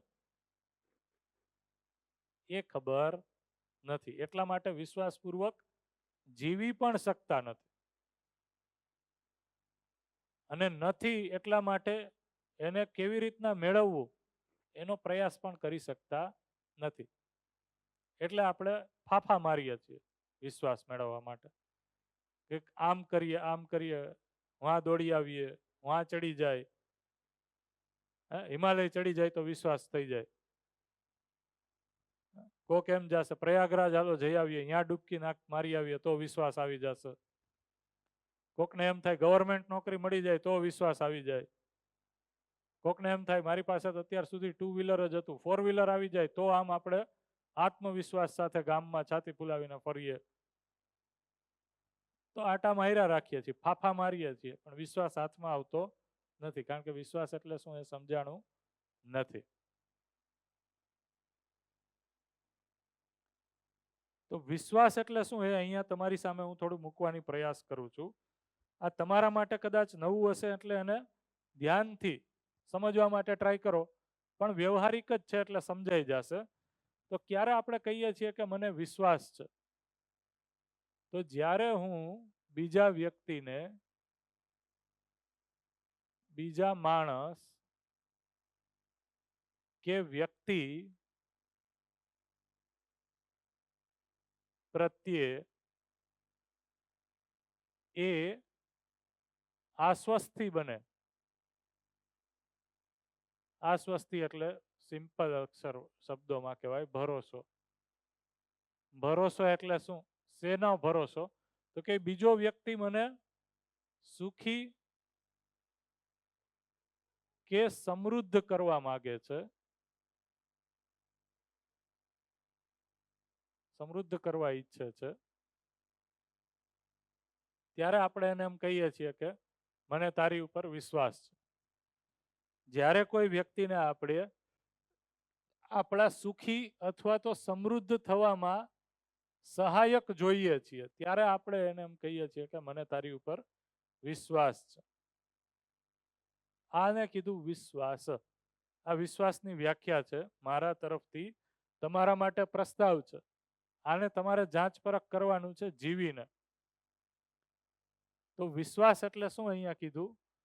તો કે જ્યારે બીજા કોઈ વ્યક્તિ કે માણસ પ્રત્યે આપણને એ આશ્વસ્તિ થઈ જાય કે એ મારા સુખાકારી અને સમૃદ્ધિમાં બાધક નથી, સહાયક છે. એ ઈચ્છે છે કે હું સુખી અને સમૃદ્ધ થાવ, ત્યારે આપણે એને એમ કહેવાય કે મને તમારી ઉપર વિશ્વાસ છે.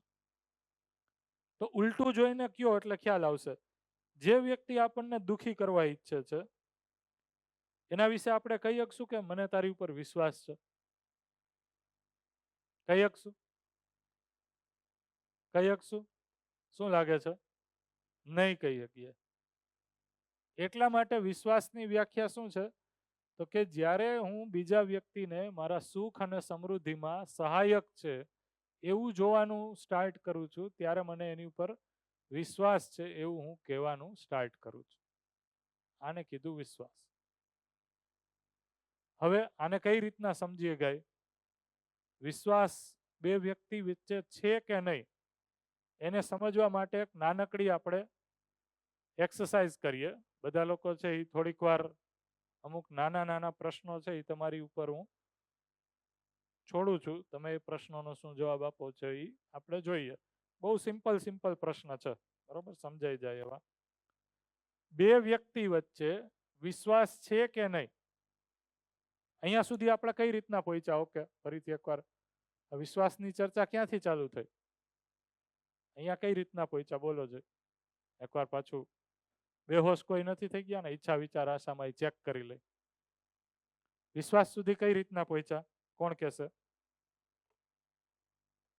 બોલો જોઈએ. અહીંયા સુધી કોઈને એમ ન લાગે કે અચાનક વિશ્વાસનો ટોપિક ચાલુ થઈ ગયો? અત્યાર સુધી જીવન ક્રિયા ચાલતી હતી, કઈ રીતના એવા સિક્વન્સ શું હતું, ફ્લો શું હતો? કોણ કહેશે? ચાલો, કોણ કહેશે? આ ક્યાંથી ચર્ચા ચાલુ થઈ ગઈ? કયો જોઈએ. ચાલો હાથ ઊંચો કરો એટલે માઇક પહોંચી જશે. કોણ કહેશે આ ચર્ચા ક્યાંથી ચાલુ થઈ ગઈ? બોલો, નહીતર પછી પાછું ભેંસ આગળ ભાગવત જેવું જ થાય. કથા પ્રવચન આ નથી અને ન થાય એની મારે જ ધ્યાન રાખવી પડશે વધારે. બોલો જે કોણ બોલશે? આ ટોપિક અચાનક ચાલુ થઈ ગયું એવું લાગશે, નહીતર તમને ખ્યાલ નહીં હોય. ઈચ્છા વિચાર આશા છે એ બીજે ક્યાંક દોડતા હશે તો ખબર નહીં હોય, ધ્યાન અહીંયા નહીં હોય તો કયો છે આ ટોપિક કેવી રીતના આવ્યો? બોલો. હા, અહીંયા સુધી કઈ રીતના પહોંચ્યા? બોલો બોલો ચાલો.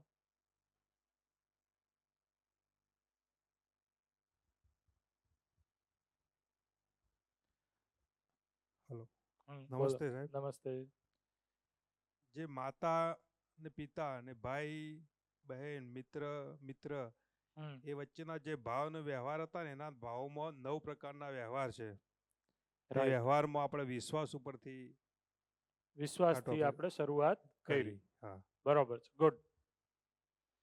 તો હજી જો આપણે એને વ્યવસ્થિત પાછળ જઈને જોઈએ તો આપણે એમ વાત કરી કે હવે આપણે પરિવાર એટલે શું એ સમજવાના છીએ. પરિવારની વ્યાખ્યા આપી તો એમાં ખ્યાલ આવ્યો કે સંબંધ છે તો પરિવાર છે, સંબંધ નથી તો પરિવાર નથી. 7 પ્રકારના અલગ અલગ સંબંધ છે. એ અલગ અલગ શું કામ કહેવાય છે? કારણ કે બધા જ સંબંધમાં એકબીજા પાસેથી અપેક્ષા ભાવ સ્વરૂપે, લાગણી સ્વરૂપે, મૂલ્ય સ્વરૂપે અલગ અલગ છે. અને એ કઈ કઈ છે? તો કે આ 9 લાગણીઓ છે નિશ્ચિત. આટલી જ લાગણીઓ છે. આ સિવાય એકઈ ઓછી નહીં કે એકઈ વધારે નહીં. પૂરું, ફાઇનલ. આટલો જ સિલેબસ છે. તો વિશ્વાસ એમાંથી પહેલું મૂલ્ય છે એ વિશ્વાસ એટલે શું એ આપણે ચર્ચા કરીએ છીએ.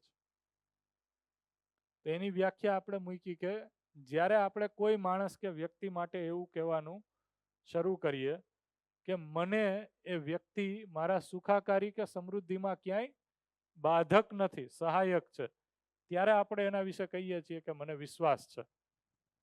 અને વિશ્વાસ જે બેને કીધું એ પ્રમાણે એટલા માટે આધાર મૂલ્ય છે કારણ કે સંબંધની શરૂઆત છે એ મિનિમમ વિશ્વાસથી છે.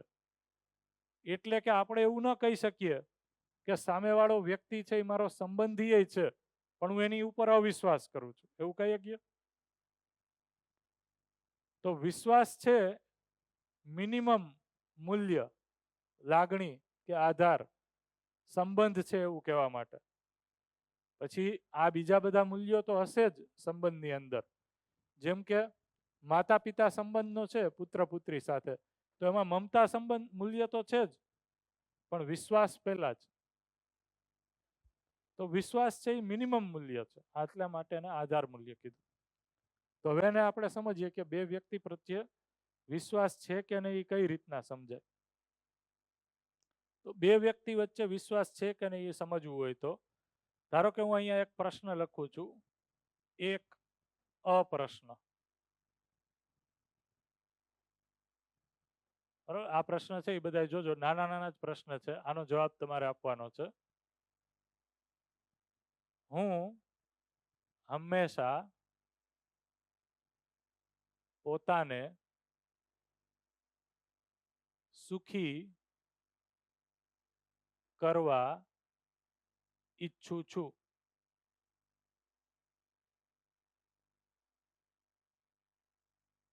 શું લાગે છે આ પ્રશ્નનો જવાબ તમને શું આવે? તમારા માટે તમને કોઈ પૂછે કે હું હંમેશા પોતાને સુખી કરવા ઈચ્છું છું, તો આનો જવાબ શું આવે? હા આવે? તમે પોતાની જાતને હંમેશા સુખી કરવા ઈચ્છો છો? બધા લોકોનો હા છે. આમાં કેટલા લોકો કહે છે હા, હું હંમેશા પોતાની જાતને સુખી કરવા ઈચ્છું છું? હા, એગ્રી બધા, બરોબર ને? તો અહીંયા હું લખી નાખું છું યસ. યસ માટે છે એ હું ખાલી આટલું ટીક માર્ક કરું છું. આમાં બધા લોકો એગ્રી છે. જેવી રીતના હું પોતાને હંમેશા સુખી કરવા ઈચ્છું છું, એવી રીતના બીજો માણસ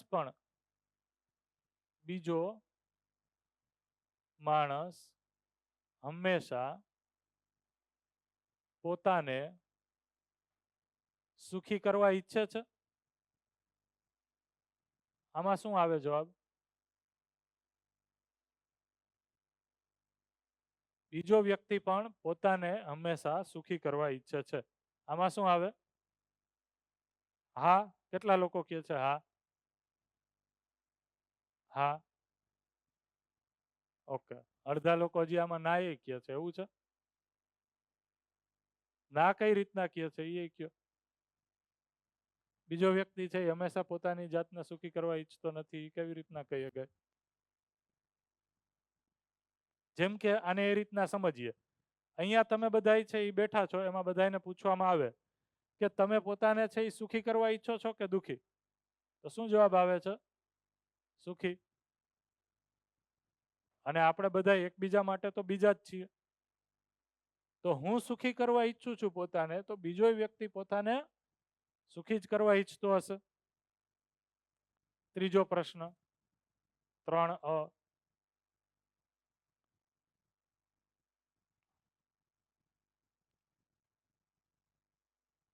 હું હંમેશા પોતાને સુખી કરવા ઈચ્છું છું. હું હંમેશા બીજાને સુખી કરવા ઈચ્છું છું. આમાં શું આવે? હું હંમેશા બીજાને સુખી કરવા ઈચ્છું છું. આમાં તમારી જાતને તમે પૂછો, તમારા વિશે તમારો આમાં જવાબ શું આવે છે? તમે હંમેશા બીજાને સુખી કરવા ઈચ્છો છો? તો આનો જવાબ શું આવે? કેટલા લોકો કહે છે હા, કે ભાઈ હું બીજાને છે એ સુખી કરવા ઈચ્છું છું? હરખાયા ઊંચો કરો. ઓકે, આમાંય છે અમુક લોકોની તો હજી ના હોય એવું લાગે છે. તો એ અહીંયા ટૂંકમાં જાણી જોઈને બીજાને દુખી કરવા જન્મ લીધો હોય એવું છે કે અમુક તમારા હિટ લિસ્ટમાં છે કે સાહેબ હું આમાં હે ને અમને એક લિસ્ટ આપો, એ લિસ્ટ સિવાયના બધાને તો સુખી કરવા ઈચ્છીએ છીએ, પણ લિસ્ટમાં અમુક છે એને નથી કરતા, એ તો દુખી થાય તો સારું એવું. એકવાર શિબિર આવી રીતના લેતા હતા તો એવું કીધું મને, એટલા માટે કહું છું. તો હું હંમેશા બીજાને સુખી કરવા ઈચ્છું છું તો કે અમુક વ્યક્તિ સિવાય. પણ આને હજી જો તમે વ્યવસ્થિત ધ્યાનથી જોવો તો ખ્યાલ આવશે, જો બીજા કોઈ વ્યક્તિ પ્રત્યે મને કોઈ પૂર્વાગ્રહ નથી, કોઈ માન્યતા નથી, કોઈ ખરાબ અનુભવ પાછલો નથી, તો હું નેચરલી બીજા વ્યક્તિને સુખી કરવા ઈચ્છું છું કે દુખી? સુખી જ કરવા ઈચ્છું છું. ધારો કે એક ઉદાહરણ આપું, તમે રસ્તા ઉપર બાઇક લઈને જતા હોય, તમારી સામે કોઈ રસ્તા ઉપર બાઇક લઈને આવે છે, બધા લોકોનું ધ્યાન છે? બહેનો બાઇક લઈને નહીં જતા હોય પણ સમજી તો શકશે જ, કારણ કે બાઇકની પાછળ તો બેઠા હશે અને બાઇક લઈને જાય છે બહેનો અત્યારે તો. અને સામેવાળો વ્યક્તિ જે બાઇક લઈને આવે છે એની બાઇકની જે ઘોડી હોય સ્ટેન્ડ, એ ધારો કે ખુલ્લી છે. તમે શું કરો છો? શું કરો છો? શું કરો છો? જાણ કરીએ છીએ ને, ઈશારો કરીએ છીએ, બોલીએ છીએ, રાડ નાખીએ છીએ, કોઈ પણ રીતના એને જાણ કરીએ છીએ. શું કામ? એ આપણો સંબંધી છે એટલે, સગો છે એટલે, પૈસા મળે છે એની પાસેથી જાણ કરવાના, તો શું કામ જાણ કરીએ છીએ? શું છે એ વ્યક્તિ ગામમાં જઈને જાહેરાત કરે તમારા નામની, તમને સન્માન મળે એટલા માટે? ના. તો શું કામ કરો? શું કામ કરો? કારણ કે બાય ડિફોલ્ટ માણસ છે એ બીજાને સુખી જ કરવા ઈચ્છે છે. કારણ વિના એ કોઈને દુખી કરવા ઈચ્છતો નથી. એટલા માટે મેં કીધું કે જ્યારે સામેવાળા વ્યક્તિ પ્રત્યે મને કોઈ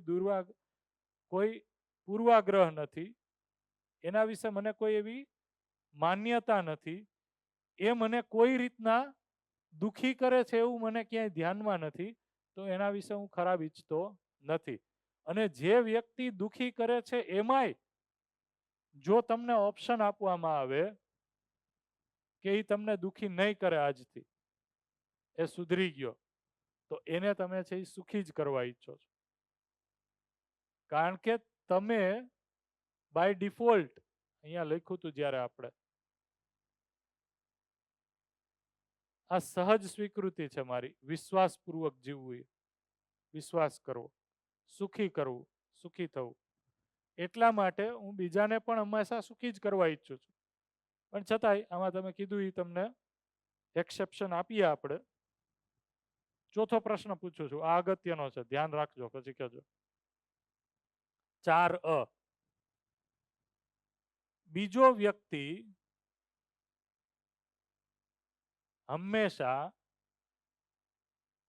મને સુખી કરવા ઈચ્છે છે. આમાં શું કહેવું છે? આ પ્રશ્નનો જવાબ શું છે? આમાં શું આવશે? કેટલા લોકો કહે હા, બીજો વ્યક્તિ હંમેશા મને સુખી કરવા ઈચ્છે છે? હા વાળા હાથ ઊંચો કરે.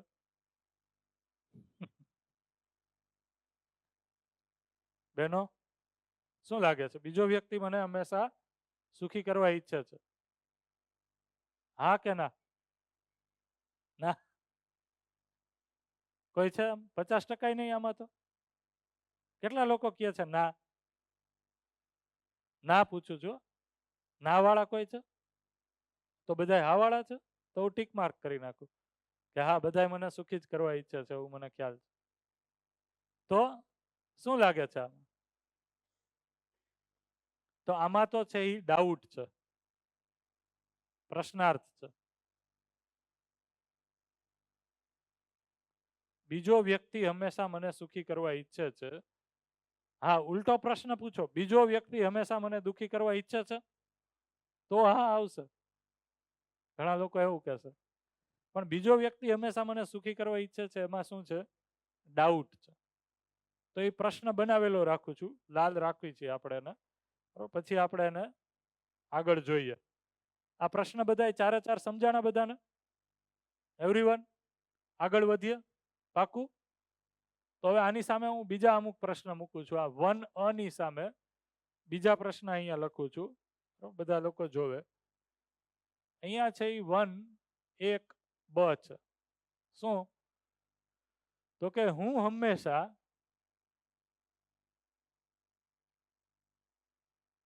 પોતાને સુખી કરી શકું છું.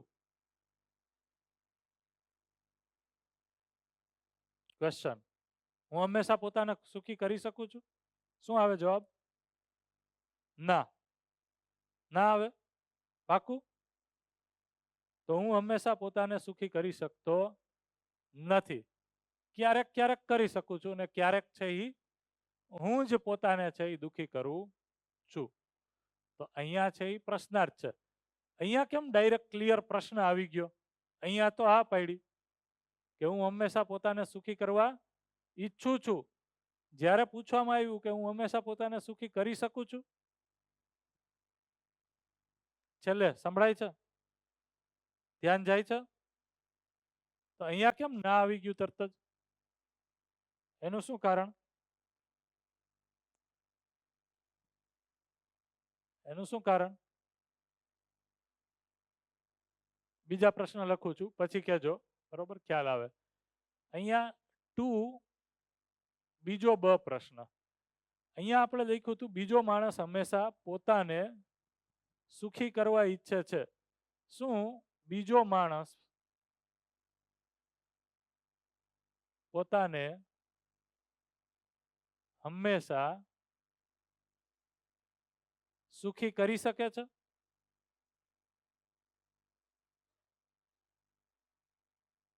શું આવે આમાં જવાબ? સાહેબ, પોતાને પોતે સુખી નથી કરી શકતા, તો બીજો વ્યક્તિ એ હંમેશા પોતાને સુખી કરી શકતો હશે, એ કેમ કહી શકીએ? તો અહીંયા પ્રશ્નાર્થ જ છે, ડાઉટ છે હજી, બરોબર ને? કે બીજું કઈ કયો છો? એ જ થશે ને? બહેનોમાં કઈ આજે જવાબ આવતો નથી એવું લાગે છે. હા, અઘરું છે. 3B, હું હંમેશા બીજાને સુખી કરવા ઈચ્છું છું. હું હંમેશા બીજાને સુખી કરી શકું છું. શું આવે જવાબ? હું હંમેશા બીજાને સુખી કરી શકું છું? હું હંમેશા બીજાને સુખી કરી શકું છું? તો કે અહીંયા પ્રશ્નાર્થ છે. ઘણું કરીએ છીએ, ગમે એટલું કરીએ પણ બીજાને સુખી કરી શકતા નથી, એવું અમુકનો આ રિવ્યુ છે, બરોબર ને? તો હંમેશા સુખી કરવાની તો વાત એક બાજુ રહી, પણ ક્યારેક ક્યારેક પણ હું હંમેશા ક્યારેક ક્યારેક પણ હું બીજાને સુખી કરી શકતો નથી કે કરી શકતી નથી. તો એવી જ રીતના છે એ ચોથો છેલ્લો પ્રશ્ન અહીંયા લખું 4B, તો એ રીતના આવશે કે બીજો વ્યક્તિ હંમેશા મને સુખી કરી શકે છે.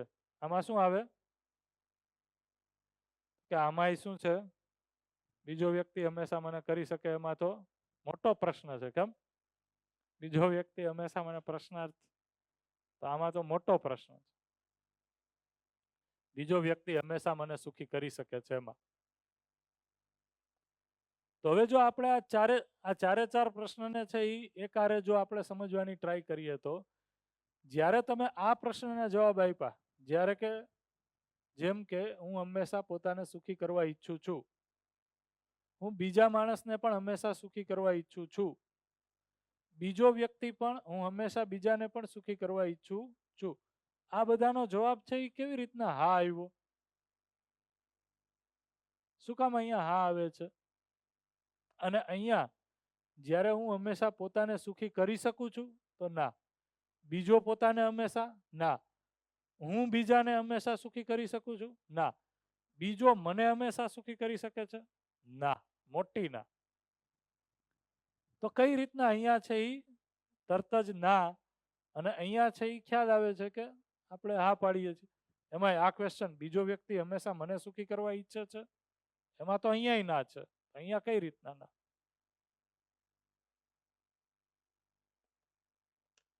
આ ખ્યાલ આવ્યો? તો જો હવે ધ્યાન રાખજો અહીંયા સમજવાનું. અહીંયાથી છે એ વિશ્વાસ એટલે શું એ સમજવાનું સ્ટાર્ટ થાય છે. જ્યારે તમે આ પ્રશ્નના જવાબ આપો છો, જેમ કે અહીંયા લખ્યું છે, હું હંમેશા પોતાને સુખી કરવા ઈચ્છું છું, બીજો માણસ હંમેશા પોતાને સુખી કરવા ઈચ્છે છે, અથવા હું હંમેશા બીજાને સુખી કરવા ઈચ્છું છું. તો આ જવાબ તમે જ્યારે આપો છો ત્યારે તમે શું જોવો છો? તો કે તમે ત્યારે તમારી પોતાની સહજ સ્વીકૃતિ જોઈને જવાબ આપો છો. શું જોઈને જવાબ આપો છો? સ્વભાવ અથવા તો સહજ સ્વીકૃતિ જોઈને જવાબ આપો છો. અને સહજ સ્વીકૃતિ બધામાં કેવી છે? સમાન છે, સરખી છે અને પોઝિટિવ છે. એટલા માટે જ્યારે હું આ જવાબ આપું છું ત્યારે સહજ સ્વીકૃતિ મારી અથવા તો સ્વભાવ જોઈને જવાબ આપું છું. અને સ્વભાવ છે એ હંમેશા મારો કેવો છે? તો કે બીજાને સુખી, સમૃદ્ધ, સારું રહેવાનો જ છે. એટલા માટે એનો જવાબ છે એ તરત જ આવે છે, એ સરખો, સમાન આવે છે, સાચો આવે છે, યસ આવે છે. અહીંયા શું કામ ડાઉટ છે? જેમ કે અહીંયા લખ્યું કે હું હંમેશા પોતાને સુખી કરવા ઈચ્છું છું. અહીંયા લખ્યું હું હંમેશા પોતાને હંમેશા સુખી કરી શકું છું? તો અહીંયા કેમ પ્રશ્ન છે? કેમ ના છે? તો કે અહીંયા જ્યારે હું જવાબ આપું છું ત્યારે હું બીજાની યોગ્યતા જોઉં છું, અને મારી પણ હું યોગ્યતા જ જોઉં છું. સહજ સ્વીકૃતિ બધામાં સમાન છે, યોગ્યતા અલગ અલગ છે. હવે અવિશ્વાસનું કારણ શું એ સમજવાનું છે. જોજો, હવે જ સમજવાની શરૂઆત થાય છે. શું થાય છે? જ્યારે હું પોતાનું જોઉં ત્યારે પોતાની સહજ સ્વીકૃતિ જોઉં છું. એટલા માટે પોતાના માટે જ્યારે પૂછવામાં આવે કે તમે પોતાને સુખી કરવા ઈચ્છો છો? હા. તમે બીજાને હંમેશા સુખી કરવા ઈચ્છો છો? તો કે હા. પણ જ્યારે બીજા માટે પૂછવામાં આવે ત્યારે આપણે બીજાની યોગ્યતા જોઈએ છીએ, અને એ યોગ્યતાને સહજ સ્વીકૃતિ માની લઈએ છીએ. જેમ કે સિમ્પલ, સરળ એક એક્ઝામ્પલ આપું, ઉદાહરણ આપું. તમારા ઘરે મહેમાન આવ્યું અને તમે પાણીનો ગ્લાસ ભરીને એને આપો છો. પાણીનો ગ્લાસ ભરીને આપો છો, રસ્તામાં તમારાથી ગ્લાસ પડી જાય છે. રસ્તામાં તમારાથી ગ્લાસ નીચે પડી ગયો. તમે પોતાના માટે શું બોલો? મારાથી ગ્લાસ ભૂલથી પડી ગયો, અથવા તો મારાથી ગ્લાસ પડી ગયો. એ જ જગ્યાએ છે કોઈ બીજો વ્યક્તિ ગ્લાસ લઈને આવે છે અને એનાથી પડી જાય છે. તમે એના માટે શું વાક્ય બનાવો છો? એને ગ્લાસ પાડ્યો. એને જાણે શોખ હોય તમારી સામે. એ ગ્લાસ તો અહીંયા રસોડામાં પાડી શકે ને પાણીનો ભરીને, પણ ના, એને તમારી સામે પાડવાનો શોખ છે. એટલે એ મહેનત કરે, ભરે અને તમારી સામે પાડે. તો આ શું છે? તો કે જ્યારે હું પોતાને મૂલ્યાંકન કરું છું, પોતાની સામે જોઉં છું, તો હું 100 વાર ભૂલ કરું છું, અને 100 વાર એ ભૂલ કરતી વખતે પોતાની શું જોઉં છું?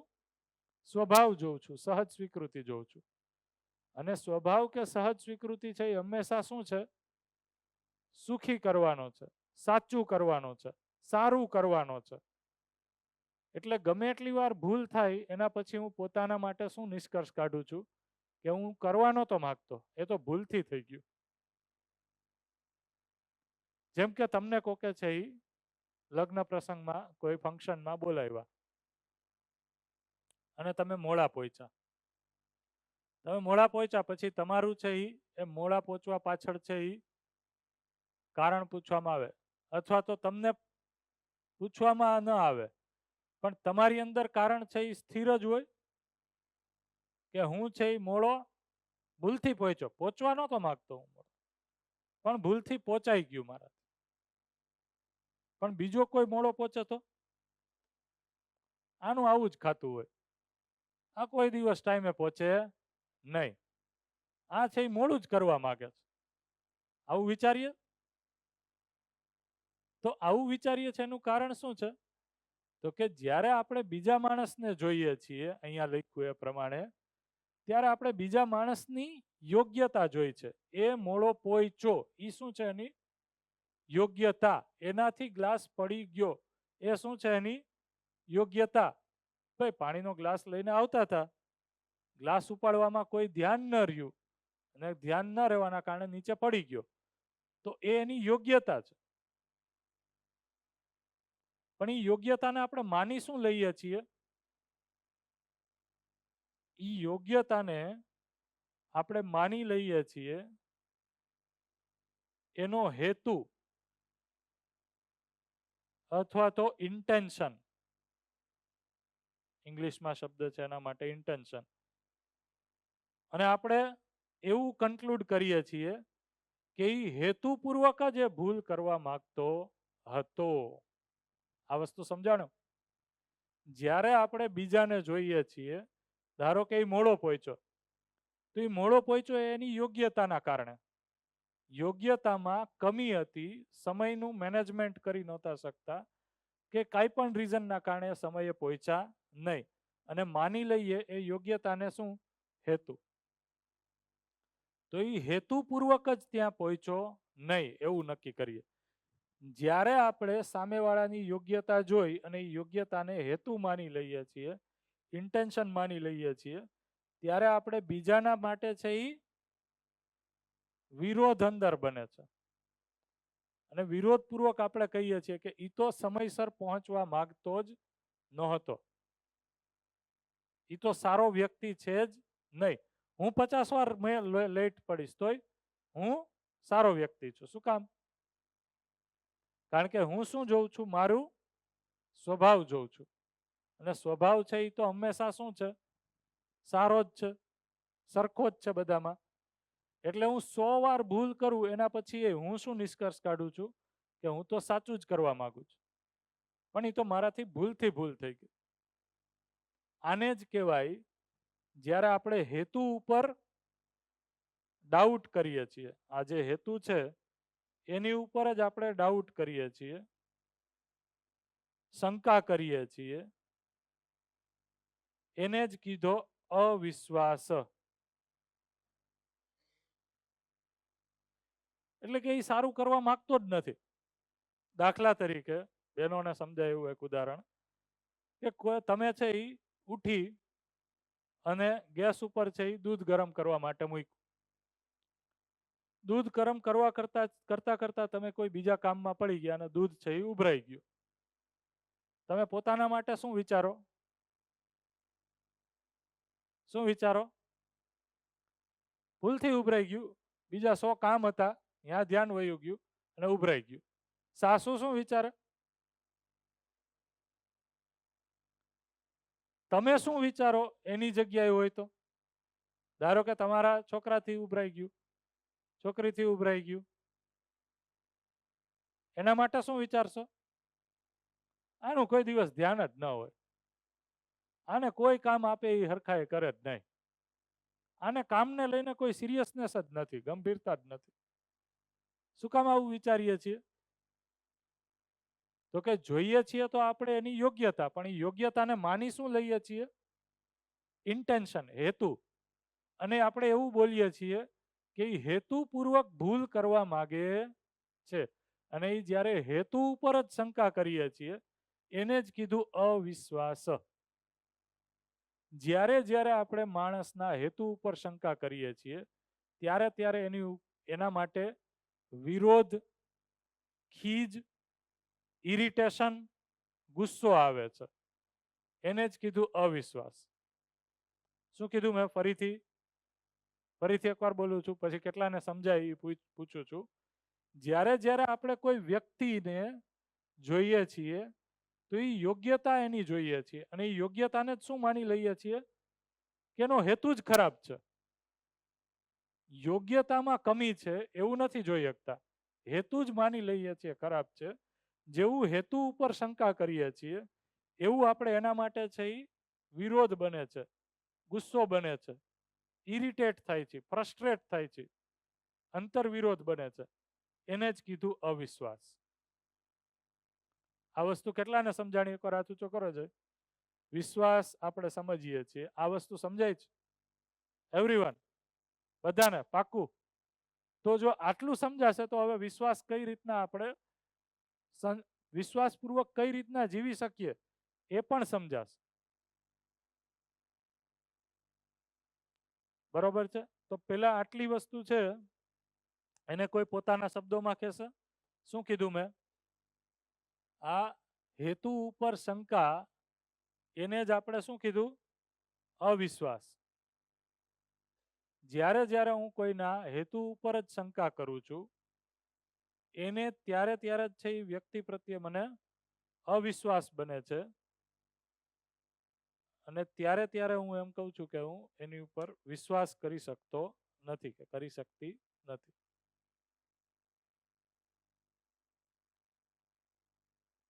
આ વસ્તુ સમજાય છે? બરોબર. દાખલા તરીકે એક ઉદાહરણ આપ, હવે આ સમજવા જેવું છે. ધારો કે તમારું બાળક છે એ સાવ નાનું છે, 1 વર્ષથી એ નાનું, અને તમે એને ચાલતા શીખવાડો છો. બરોબર છે? આ સમજાય છે બધાને? ભાઈ ધ્યાન છે ને અહીંયા? કેટલાનું ધ્યાન છે અહીંયા? એકવાર એક્સરસાઇઝ થઈ જાય તો ધ્યાન તો છે અહીંયા. તો ધારો કે તમારું 1 વર્ષથી નાનું બાળક છે, 1 વર્ષનું છે, અને તમે એને ચાલતા શીખવાડો છો. તમે એને હાથ પકડીને ચાલતા શીખવાડો છો. તો એ ચાલતા શીખે છે, હાથ પકડે છે, છોડે છે, પડે છે, ચાલે છે. પણ જેવો તમે હાથ મૂકી દો અને એ પડી જાય, તમે શું નક્કી કરો છો? શું વિચારો છો એની પાછળ? શું કામ પડી ગયું? શું કામ પડી ગયું? શું વિચારો છો? શું વિચારો છો?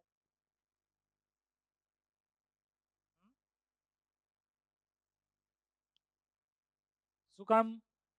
તો કે આપણે એ વિચારીએ છીએ કે એની યોગ્યતા હજી નથી, એ હજી ચાલવા યોગ્ય થયું નથી, એવું વિચારો ત્યારે એની ઉપર ગુસ્સો આવે?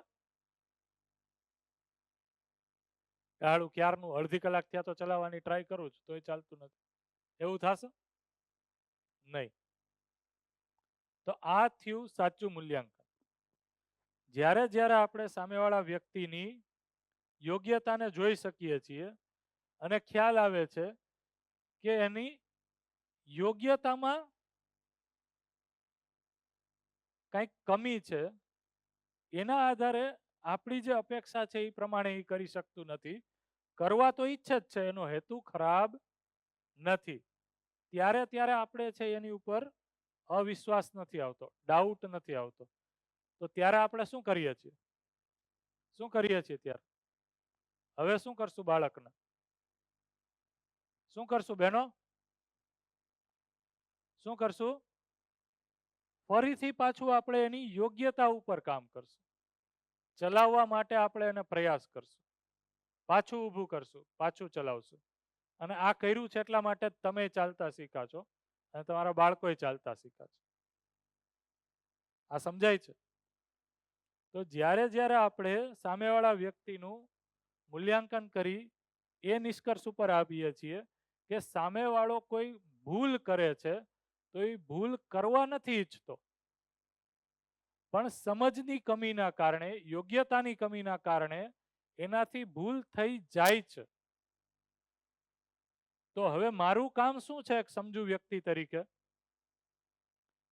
જો હું પોતાને યોગ્યતામાં એનાથી આગળ માનતો હોય, ઉપર જોતો હોય, તો મારું કામ શું છે? શું કરીશ હવે? શું કર્યું મેં બાળકના કિસ્સામાં? શું કર્યું? શું કર્યું?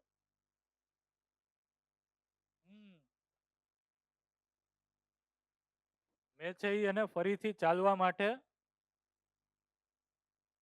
ચલાવવા માટે પ્રયાસ કર્યો, યોગ્યતા વર્ધન માટે પ્રયાસ કર્યો. જો હું એવું નિષ્કર્ષ બનાવું કે એ ચાલવા માંગતું જ નથી, મને હેરાન કરે છે, અડધી કલાકમાં તો શીખી જવું જોઈએ, તો એ શું થયું આમાંથી? શું થયું?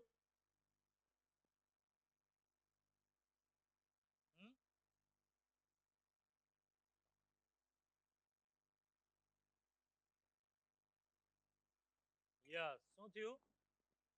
હેતુ ઉપર ડાઉટ કરી લીધો. જોવાની જરૂર હતી યોગ્યતા, યોગ્યતામાં કમી હતી એ મૂલ્યાંકન કરવાનું હતું, પણ મેં એવો નિષ્કર્ષ કાઢી લીધો કે એ હેતુપૂર્વક જ ચાલવા માંગતું નથી. તો જ્યારે હું એવો નિષ્કર્ષ કાઢીશ ત્યારે હું શું કરીશ એની સાથે? હવે હું એને સહયોગ કરીશ? સહાય કરીશ? નહીં. અને સંબંધમાં આવું જ થાય છે. જ્યારે જ્યારે હું મારા સંબંધી પ્રત્યે હેતુ ઉપર ડાઉટ કરી લઉં છું ત્યારે ત્યારે હું એવો નિષ્કર્ષ બનાવું છું કે એ મને સુખી કરવા ઈચ્છતો નથી, એ મારું સારું થાય એવું કરવા ઈચ્છતો નથી, એ મારા સુખીમાં સારો નથી, એટલે એના હેતુ ઉપર જ હું ડાઉટ કરી લઉં છું. ત્યારે ત્યારે મને એના ઉપર અવિશ્વાસ થાય છે.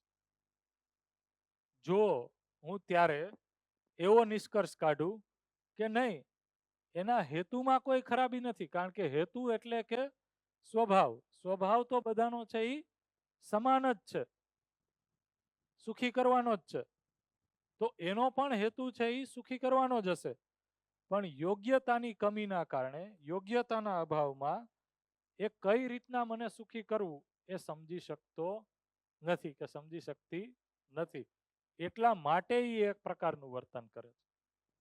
તો જ્યારે હું એવું નિષ્કર્ષ કાઢીશ ત્યારે મારું સ્ટેપ શું હશે?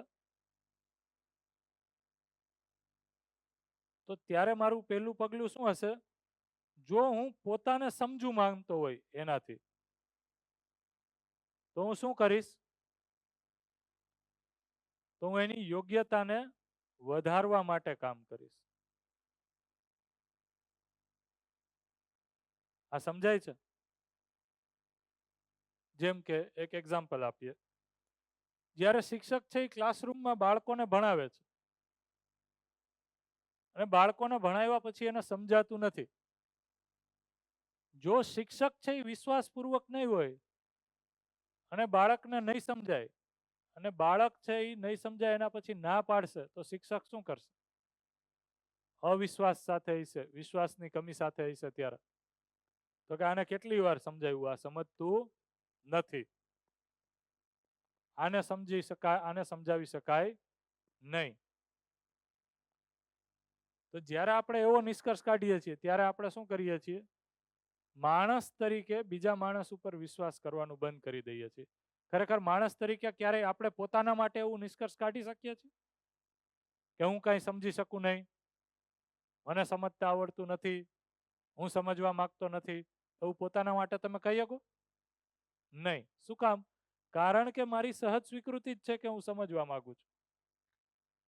તો જ્યારે જ્યારે હું પોતાના માટે જોઉં છું તો પોતાની સહજ સ્વીકૃતિ જોઉં છું, અને સહજ સ્વીકૃતિ કે સ્વભાવ છે એ તો હંમેશા પોતાનો શું છે? સારો જ છે, સમાન જ છે. એટલા માટે મારાથી 100 વાર ભૂલ થાય પણ હું છતાંય 101મી વાર છે એ પોતાના માટે શું નક્કી કરું છું? હું એ ભૂલ કરવા માંગતો નહોતો, એ તો પરિસ્થિતિ એવી હતી, માણસ એવા હતા, સંજોગ એવા હતા, મારાથી ભૂલ થઈ ગઈ. બીજાના માટે પરિસ્થિતિ એ માણસ જ એવો છે સાહેબ, એને સમજાવી જ ન વગર. તો ઘણીવાર છે એ અમે લોકો આ શિબિર લેતા હોય ત્યારે અમુક લોકો અમને એમ કહે કે તમે શું કામ આ રીતના આટલી મહેનત કરીને સમજાવ્યો, કે એનું પાછળનું કારણ શું છે? એનું પાછળનું કારણ શું છે? તો કે બીજા માણસની અંદર છે એ મને શું દેખાય છે? એનો સહજ સ્વીકૃતિ દેખાય છે, જેમ મારી સહજ સ્વીકૃતિ દેખાય છે, કે જેમ હું સમજવા માંગુ છું એમ સામેવાળો એ સમજવા માંગે છે. હું જેમ સમજીને સુખી થવા માંગુ છું એમ દરેક વ્યક્તિ છે એ સમજીને સુખી થવા માંગે છે. પણ યોગ્યતાની કમી કે અભાવમાં સમજવું જોઈએ એ સામેવાળાને ખબર નથી. તો જ્યારે હું પોતાને સમજુ ઈચ્છું છું, એનાથી માનું છું, ત્યારે હું એની યોગ્યતા વધારવા માટે અલગ અલગ ઉદાહરણ આપીને, સમય આપીને, દ્રષ્ટાંતો આપીને સમજાવવા માટે પ્રયાસ કરું છું. એટલે મારો વિશ્વાસ બની રહ્યો છે કે સમજી જશે. તો કે હું સમજવા ઈચ્છું છું તો એ સમજી જશે. પણ જો હું એવું જ નક્કી કરું, જ્યારે સામેવાળાને સમજાવ્યા પછી કે આ સમજી શકશે નહીં, ત્યારે શું થયું? તો કે મેં એની યોગ્યતા જોઈ અને યોગ્યતામાં કમી જોઈ અને યોગ્યતાને શું માની લીધો? હેતુ. કે એ સમજી શકશે જ નહીં. તો કે સમજવા જ નથી માગતો. પથ્થર ઉપર પાણી રેડવા જેવું છે સાહેબ એની પાસે. આને શું કહેવાય? હેતુ ઉપર ડાઉટ. જેવો હું એ હેતુ ઉપર ડાઉટ કરું છું, હું અવિશ્વાસ કરું છું અને મારા પોતાના સુખી થવા માટેના, વિકાસ કરવા માટેના દરવાજા હું બંધ કરી દઉં છું. મોટા ભાગના સંબંધો છે એ આ જ રીતના બગડે છે. શું કામ? તો કે આપણે વાત જ નથી કરતા, સમજતા જ નથી કે સામેવાળો વ્યક્તિ પણ મારા જેવો જ છે. જેમ હું છે એ સુખી થવા માંગુ છું, સુખી કરવા ઈચ્છું છું, એમ સામેવાળો વ્યક્તિ પણ સુખી થવા માંગે છે, સુખી કરવા ઈચ્છે છે. ખાલી યોગ્યતામાં ફેરફાર હોવાથી, પ્લસ માઇનસ હોવાથી, કમી હોવાથી એ સમજપૂર્વક, એ સહજ સ્વીકૃતિપૂર્વક, સ્વભાવપૂર્વક જીવી શકતો નથી. તો શું થઈ ગયું? એ મારો સંબંધિત છે, યોગ્યતા ઉપર કામ કરીશ તો એ પણ જીવી શકશે, એ પણ સમજી શકશે. જ્યાં સુધી આપણને આ નિષ્કર્ષ બની લે છે કે હું એની યોગ્યતા ઉપર કામ કરીશ, ત્યાં સુધી આપણો વિશ્વાસ ટકી રહે છે. હું વિશ્વાસ સાથે છું. જ્યારે હું એવો નિષ્કર્ષ કાઢું છું કે એની યોગ્યતામાં કમી છે અને એ હેતુપૂર્વક એવું કરે છે, ત્યારે વિશ્વાસ છે એ આવતો બંધ થઈ જાય. ત્યારે હું એની યોગ્યતા ઉપર કામ કરતો બંધ થઈ જાઉં છું.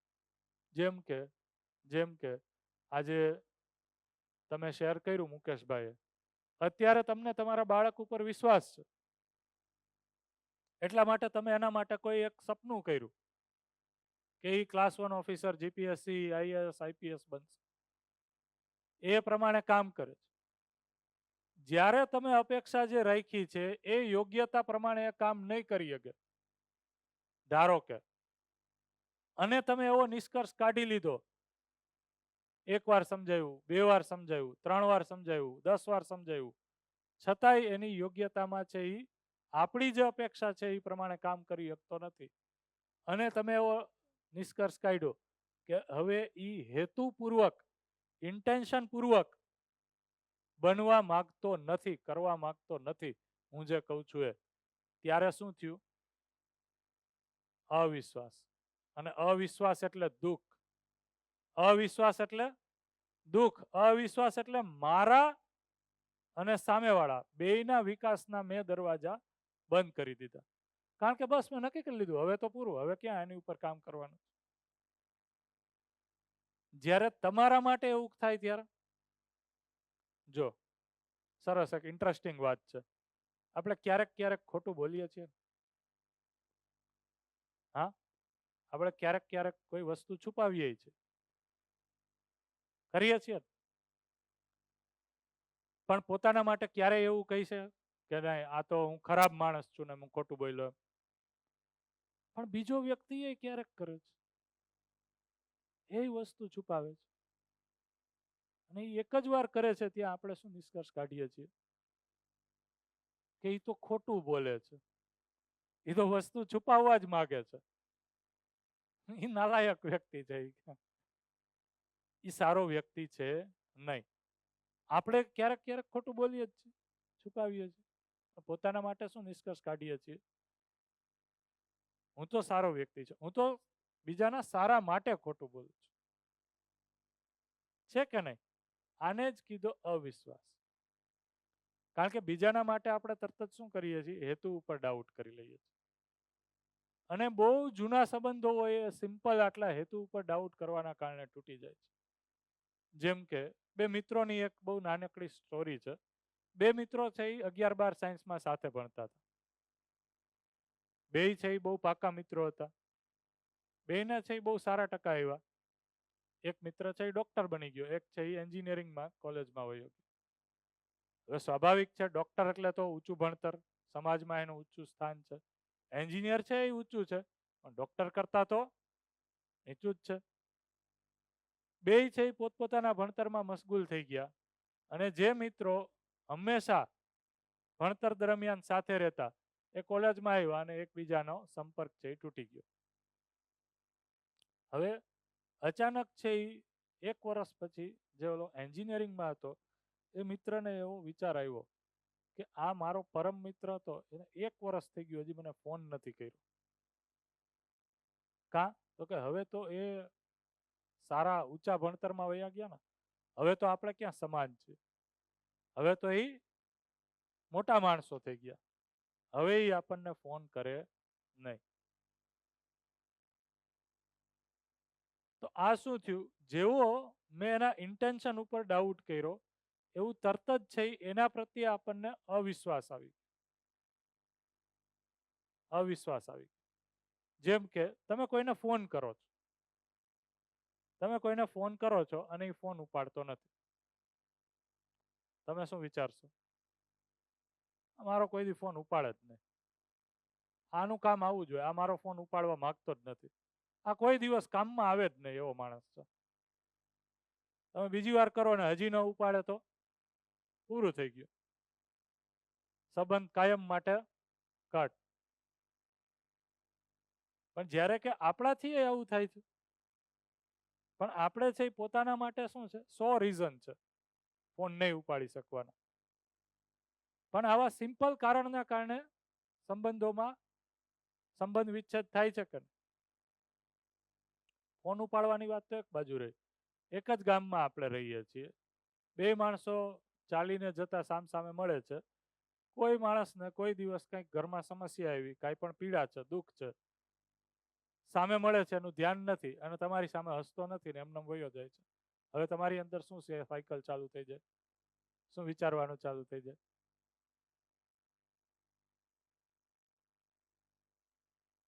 થાય છે ને આવું, આ મારી સામે હસો નહીં, આ માણસ છે એ આવો જ છે. સિમ્પલ. ઇન્ટેન્શન ઉપર શું થયો? ડાઉટ. જોવાની ટ્રાય ન કરી કે યોગ્યતામાં કઈ ઉણપ છે. શું યોગ્યતામાં ઉણપ છે? યોગ્યતામાં ઉણપ એ છે કે ઘર પરિવારમાં કંઈક ચાલતું હશે, કામનું કંઈક ટેન્શન હશે, અને એ ટેન્શનને એ સામાન્ય વ્યવહારમાં છે એ મેનેજ ન કરી શક્યો. નહીતર હસવું એમાં કોઈ પૈસા તો બેસતા નહોતા, ધ્યાન ન રહ્યું, ન હસ્યું, પૂરું થઈ ગયું. જો એટલું આપણે નિષ્કર્ષ કાઢી શકીએ તો શું લાગે છે, સામેવાળાના ન હસવાના કારણે આપણે દુઃખી થઈએ? નહીં. અને જે સંબંધો તૂટવાની જે સ્થિતિ છે એ આવે નહીં.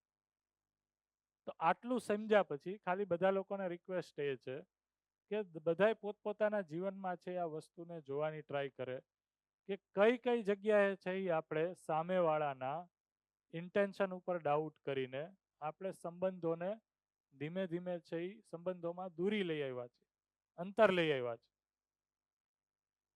આવું બધું સામાજિક પ્રસંગો હોય એમાં તો બહુ થાય.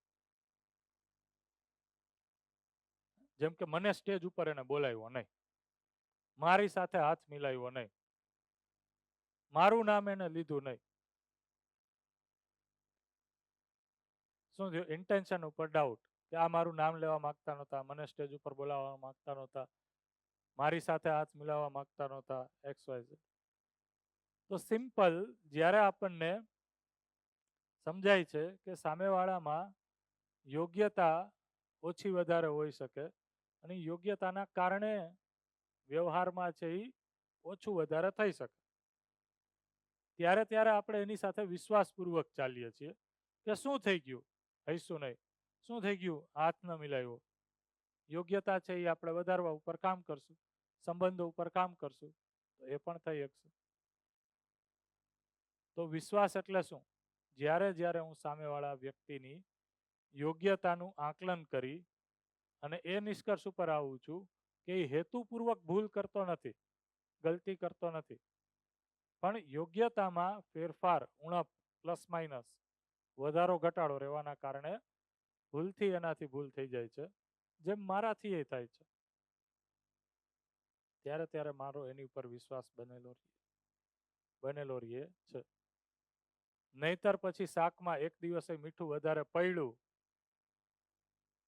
એક દિવસે છે એ તીખું વધારે થઈ ગયું અને ફાયર તરત જ. દર વખતે તારું આવું જ હોય. આટલા વર્ષ ત્યાં શાક બનાવતા ન આવડ્યું. કેટલું મીઠું શાકમાં નાખતું, માએ શીખવાડ્યું જ નથી, ત્યાં સુધી પહોંચી. મા બાપે શીખવાડ્યું જ નથી. તો સિમ્પલ, યોગ્યતા અને યોગ્યતા. જ્યારે આપણે સામેવાળાની અને પોતાની યોગ્યતા, આવડતને જોઈ શકીએ છીએ, ત્યારે એની ઉપર કામ કરીએ છીએ. આવી જ રીતના સ્કિલ, હુનર, આવડત ઉપર છે.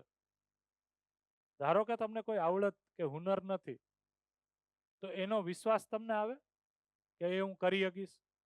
જેમ કે તમને દરજી કામ કરવાનું હુનર નથી, જેમ કે તમને ખેતી કરવાનું હુનર, આવડત નથી, અને તમને ખેતર વચ્ચે મૂકી દેવામાં આવે, તમે ખેતી કરી શકો? તો ખેતી ઉપરનો વિશ્વાસ ખેતીની આવડતથી આવે છે. દરજી કામ ઉપરનો વિશ્વાસ દરજી કામ કરવાની આવડત ઉપરથી આવે છે. ચા બનાવવાનો વિશ્વાસ ચા બનાવવાના હુનર ઉપરથી આવે છે.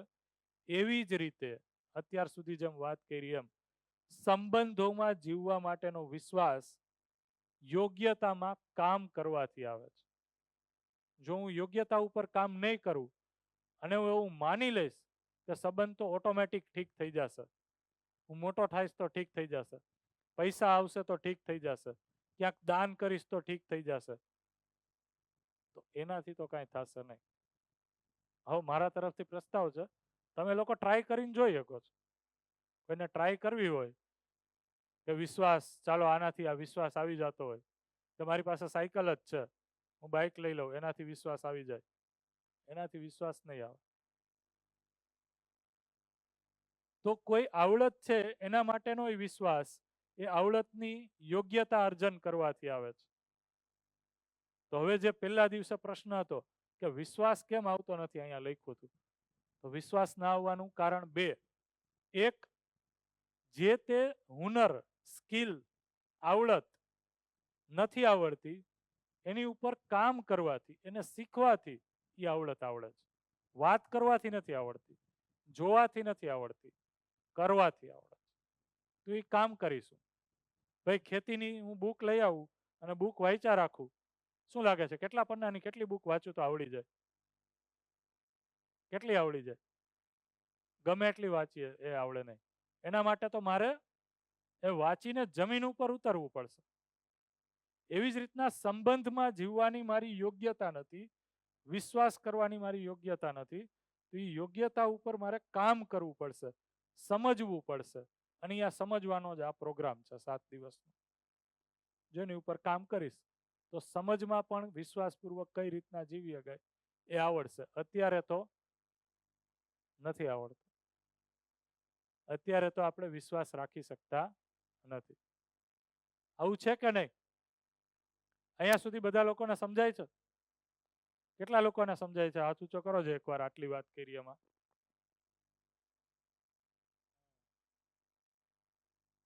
બહુ સરસ, ગુડ. તો જો આટલું ધ્યાન જશે તો ધીમે ધીમે છે એ વિશ્વાસ નહીં સમજી શકાશે. અને એકવાર વિશ્વાસ એટલે શું એ સમજાશે તો વિશ્વાસપૂર્વક જીવાશે. જેવી રીતના ખુરશી સમજાય છે મને, એવી રીતના હું હાથમાં પકડીને વિશ્વાસ એટલે શું એમ કહી શકું. હાથમાં પકડીને વિશ્વાસ એટલે શું, એટલે જીવીને જોઈ શકું. તો વિશ્વાસપૂર્વક જીવી શકીશ. જેમ હું ખુરશી સાથે જીવી શકું છું, મોબાઈલ સાથે જીવી શકું છું, એમ હું વિશ્વાસ સાથે જીવી શકીશ. તો વિશ્વાસ પણ મને સમજાશે. તો અહીંયા છે એ આપણે આ 9 મૂલ્યો હતા, એમાંથી એક વિશ્વાસને આપણે લીધું. હજી આ 9 મૂલ્યો બાકી છે. એમાં મુખ્યત્વે આપણે આ 2 છે એ 7 દિવસની ચર્ચામાં લેતા હોય છે. આ બધા મૂલ્યોની આપણે ચર્ચા કરશું, પણ જેટલું આ ડિટેલમાં આપણે વિશ્વાસ લીધું એટલું આપણે ડિટેલમાં 2 કલાકની શિબિરમાં નહીં લઈ શકીએ. પણ હું તમને એક ઝાંખી તો આની, ગ્લિમ્સ તો આની મળી જ જશે તમને. અને આ પૂરું થાય એટલે પરિવાર છે એ પૂરું થશે. પરિવાર પછી શું આવે છે 4 સ્તરમાં? સમાજ, પછી સમાજ જોશું, અને છેલ્લે છે એ અસ્તિત્વ અથવા તો પ્રકૃતિ જોશું. તો કાલે છે એ આપણો જે પ્રોગ્રામ છે એમાં શરૂઆતની 1 થી 1.25 કલાક આપણે આ બધી વસ્તુ ડિસ્કસ કરશું, બરાબર. અને છેલ્લે છે એ આપણે તમારા સ્વેચ્છાએ જે પણ પ્રતિભાવો હોય, 7 દિવસમાં તમે શું શીખ્યા, શું સમજ્યા, એના ઉપર આપણે થોડી વાતચીત કરશું, તમારા પ્રતિભાવોને થોડાક સાંભળશું તમારી જગ્યાએ બેસીને જ. બધા લોકો છે એ થોડું 7 દિવસમાં શું શીખ્યા છો, શું સમજ્યા છો, શું સાંભળ્યું છે, શું ધ્યાન ગયું છે, એને તમારા માટે થોડું યાદ કરી, રિકોલ કરી, લખતા હોય એ લખી અને આવજો. તો એના આધારે છે એ તમે કંઈક વાત મૂકી શકો. કારણ કે પહેલા દિવસથી આપણે અહીંયા ચાલુ કર્યું, ત્યાંથી આજે છે એ આપણે વિશ્વાસ સુધી પહોંચ્યા છે. ઘણા બધા ટોપિક છે એ ચાલ્યા, બરોબર છે. તો આજે અહીંયા સુધી રાખીએ. કાલે છે એ સન્માનથી સ્ટાર્ટ કરશું. માન, સન્માન, આદર એટલે શું, બરોબર છે. ઠીક છે, તો આજે અહીંયા સુધી રાખીએ. કાલે છે એ આપણા શિબિરનો છેલ્લો દિવસ છે. કાલનું શેડ્યુલ તમને કીધું એ પ્રમાણે